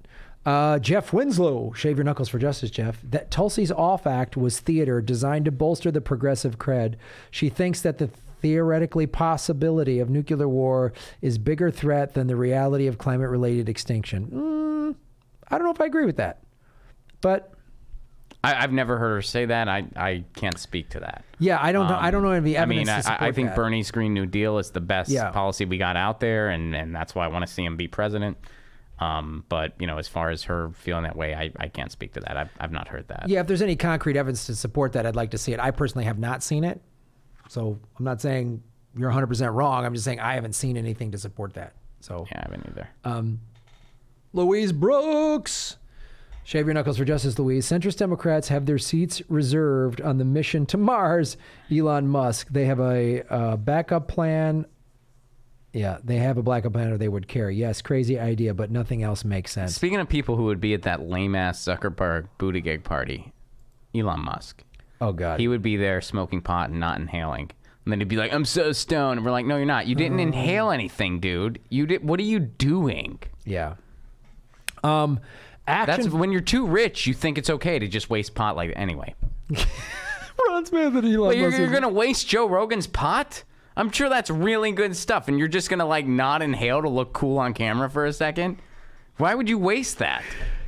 Elon Musk did. Top 10 reasons to be mad at Elon Musk. Where would you put this? Where would you put this? I don't know. Top 20, does it make? I'd say so. I mean, come on. It's got to be there. No. Okay. If Joe Rogan was like, hey, here's some pot, I'd be like, well, first of all, let's wait until it's over. Otherwise, I'm going to blow this opportunity of being on your podcast because I'm going to be stoned and not interesting for a while. But once it's over, I'm inhaling. And I'm going to ask to go on the float thing, probably. Okay. Action for Assange. What's up, Action for Assange? Thank you for supporting the show. Susie Dawson will get her decision on asylum today. So this is important. Susie Dawson is in Moscow. I saw her in September. She gets her decision on whether she gets asylum or not. I didn't know it was today. I had Taylor Hudak on my show today to talk about the 1 versus 5i. Yeah, the 1 versus 5i thing, and it's very important to watch the 1 versus 5i. And I've allowed Susie to stream her 1 versus 5i on this show, and I'm going to set up a 1 versus 5i playlist because you really need to watch. And I just did an interview with Taylor Hudak, who works for Action for Assange. This may be her. Hey, Taylor, what's up? I just did an interview with her that's on this show. Please watch it. That talks about how the intelligence community. And Susie has done amazing work uncovering all this. And she backs everything up with leaked documents showing how the intelligence community goes after people and how they try to disrupt stuff. And watch it, because once we understand their tactics, then you'll start to see, many of us are all activists, and we'll see, why is this person trying to blow up and cause dissension in the middle of this activist group? They may be private intelligence. Oh, yeah. Well, and just the whole Occupy anatomy, it was the same in New Zealand as it was in the United States and Australia. I mean, it's quite mind-blowing when you really think about it, how, the deep state just has this worldwide operation. Yep. So thank you, Action for Assange, and check out both of our interviews with Taylor Hudak, and then I'm going to make all of these 1 versus 5i's as a separate playlist so you can watch them and get more up to speed. Because all of Susie's live streams that she did on my channel have been archived on my channel, so I'm going to make a separate playlist to make it easier for you. But watch them because they're very informative. Jeff Winslow, shave your knuckles for justice. Tulsi, when asked in debates and town halls, has stated repeatedly that she believes that the greatest threat to the U.S. is nuclear war. Okay, that's fair, but I don't know that that's reasonable, because it is a legitimate threat. Nuclear war is a legitimate threat. But I don't know that suddenly automatically undermines her Off Act. I think you can see climate change as an existential threat and nuclear war. They both are serious threats, and both of them, if not dealt with, can wipe out the Earth. The human existence on the Earth. I don't see that as a reason to say that her Off Act isn't valid. That's my opinion. Jason Bourne, shave your knuckles for justice. Can we publish the names of the superdelegates? Oh, we should do that. We should get the names. If someone can get me the names of all the superdelegates, I'll do a video on it. and we'll I'll tweet it, all of them. I'll tweet I will it. tweet it, every single one of them. Yep. I will do that. And I'm going to say, who is courting you the most? Yep. Who is offering you the most free lunches? Yep. Who is it? And they're probably going to be like, Pete Buttigieg. And I'm like, all right, that's not surprising. Hold these people accountable. Let's put all their names out there so we know exactly who all of them are. So if they try to screw us over, we know who they are. That's a great idea. That is a great idea. 242 people watching. Thank you guys so much. This was great. I'm so happy you joined us. Like I said, I'm going to try to do one of these a week with Ron or something that's different from the regular ones. Louise Brooks, thank you for your continuing coverage of Epstein. I work with victim survivors of sexual violence and trafficking every day. Your voice matters. Louise, that warms my heart. Thank you for doing that work. I know that's not easy work. And hats off to you for doing that work. And yeah, I will keep this going because that's the main thing that especially that senator pointed out today. All of these victims, all of these women, hundreds, thousands of them that have been raped and trafficked when they were children and now have to live with that. And, you know, all of this could have been prevented, and we need to hold these people accountable, so I won't let that go. But thank you, everybody, for watching the show. Ron, where can people check you out? People can check me out at Ron Placone on Twitter and youtube.com/Ron Placone, where I do get your news on with Ron. And ronplacone.com for all my tour dates, which we got some fun ones to announce. Where are we Graham. going in December? So in December, we're going to be right here in Southern California getting our 2020 shows ready, because we're going to be at Ventura Harbor Comedy Club on December 13th, and then we're going to be right here in Los Angeles at the Dojo of Comedy Sycamore Tavern on December 14th. And then 2020, here's what we got confirmed so far. February 8th, Tucson, Arizona. Ooh. February 29th, San Francisco, California. March 12th, Orlando, Florida. March 14th, Miami. And we're working on Tampa. March 13th. We're finalizing the details there. We should have some more information very soon. April 24th, Seattle, Washington. April 25th, Portland, Oregon. And then we just confirmed July 11th in Chicago. Boom. And July 12th in Milwaukee. The day before the Democratic convention starts. That's right. We're going to be in Milwaukee for that. So the big ones we just confirmed, Chicago and Milwaukee, but we're going to have a lot more dates coming. Cleveland, we're coming. Detroit, we're coming. Cincinnati, we're coming. Albuquerque, we're coming. East Coast. East Coast, we're coming back. Minneapolis, we're coming back. We will see a lot of you this year, and we're stoked. Go to ronplacone.com or grahamelwood.com for all your tour dates. Like, share, and subscribe. And also, I released this as a audio podcast on iTunes. I need some more subscribers. It's in the news section, so start to download it. Listen to it, share it, subscribe it. I take all the audio from all my videos for the week, and I release like once a week. I release like an hour-and-a-half podcast that has everything like that. And I'll be doing more of these live streams every Sunday, 3 p.m. Pacific, 6 p.m. Eastern. I go live, and then during the week, I'll pick little days and I'll announce it. So thanks for watching the show. Thank you to Aaron Brungart and everybody at the All Things Comedy and the ones and twos. Go to the wide shot, buddy. This is it, everyone. Thank you for watching the show. Thank you for tuning in. Check us out on the road. It's a blast meeting you in person. We just met a bunch of you in Australia. So cool. So cool. So cool. Thank Come you to so a live much for show. making us feel so welcome. They were the nicest people. It was Absolutely. so great. And when you come to a progressive comedy tour show, you might come alone, but you leave a part of a community. You get involved in your local community. People in Australia met the Julian Assange people. They met the MMT people. They got involved. Everybody gets involved. Come to the shows. Thank you so much for watching. Shave your knuckles for justice. Remember, you're making Gotham great again.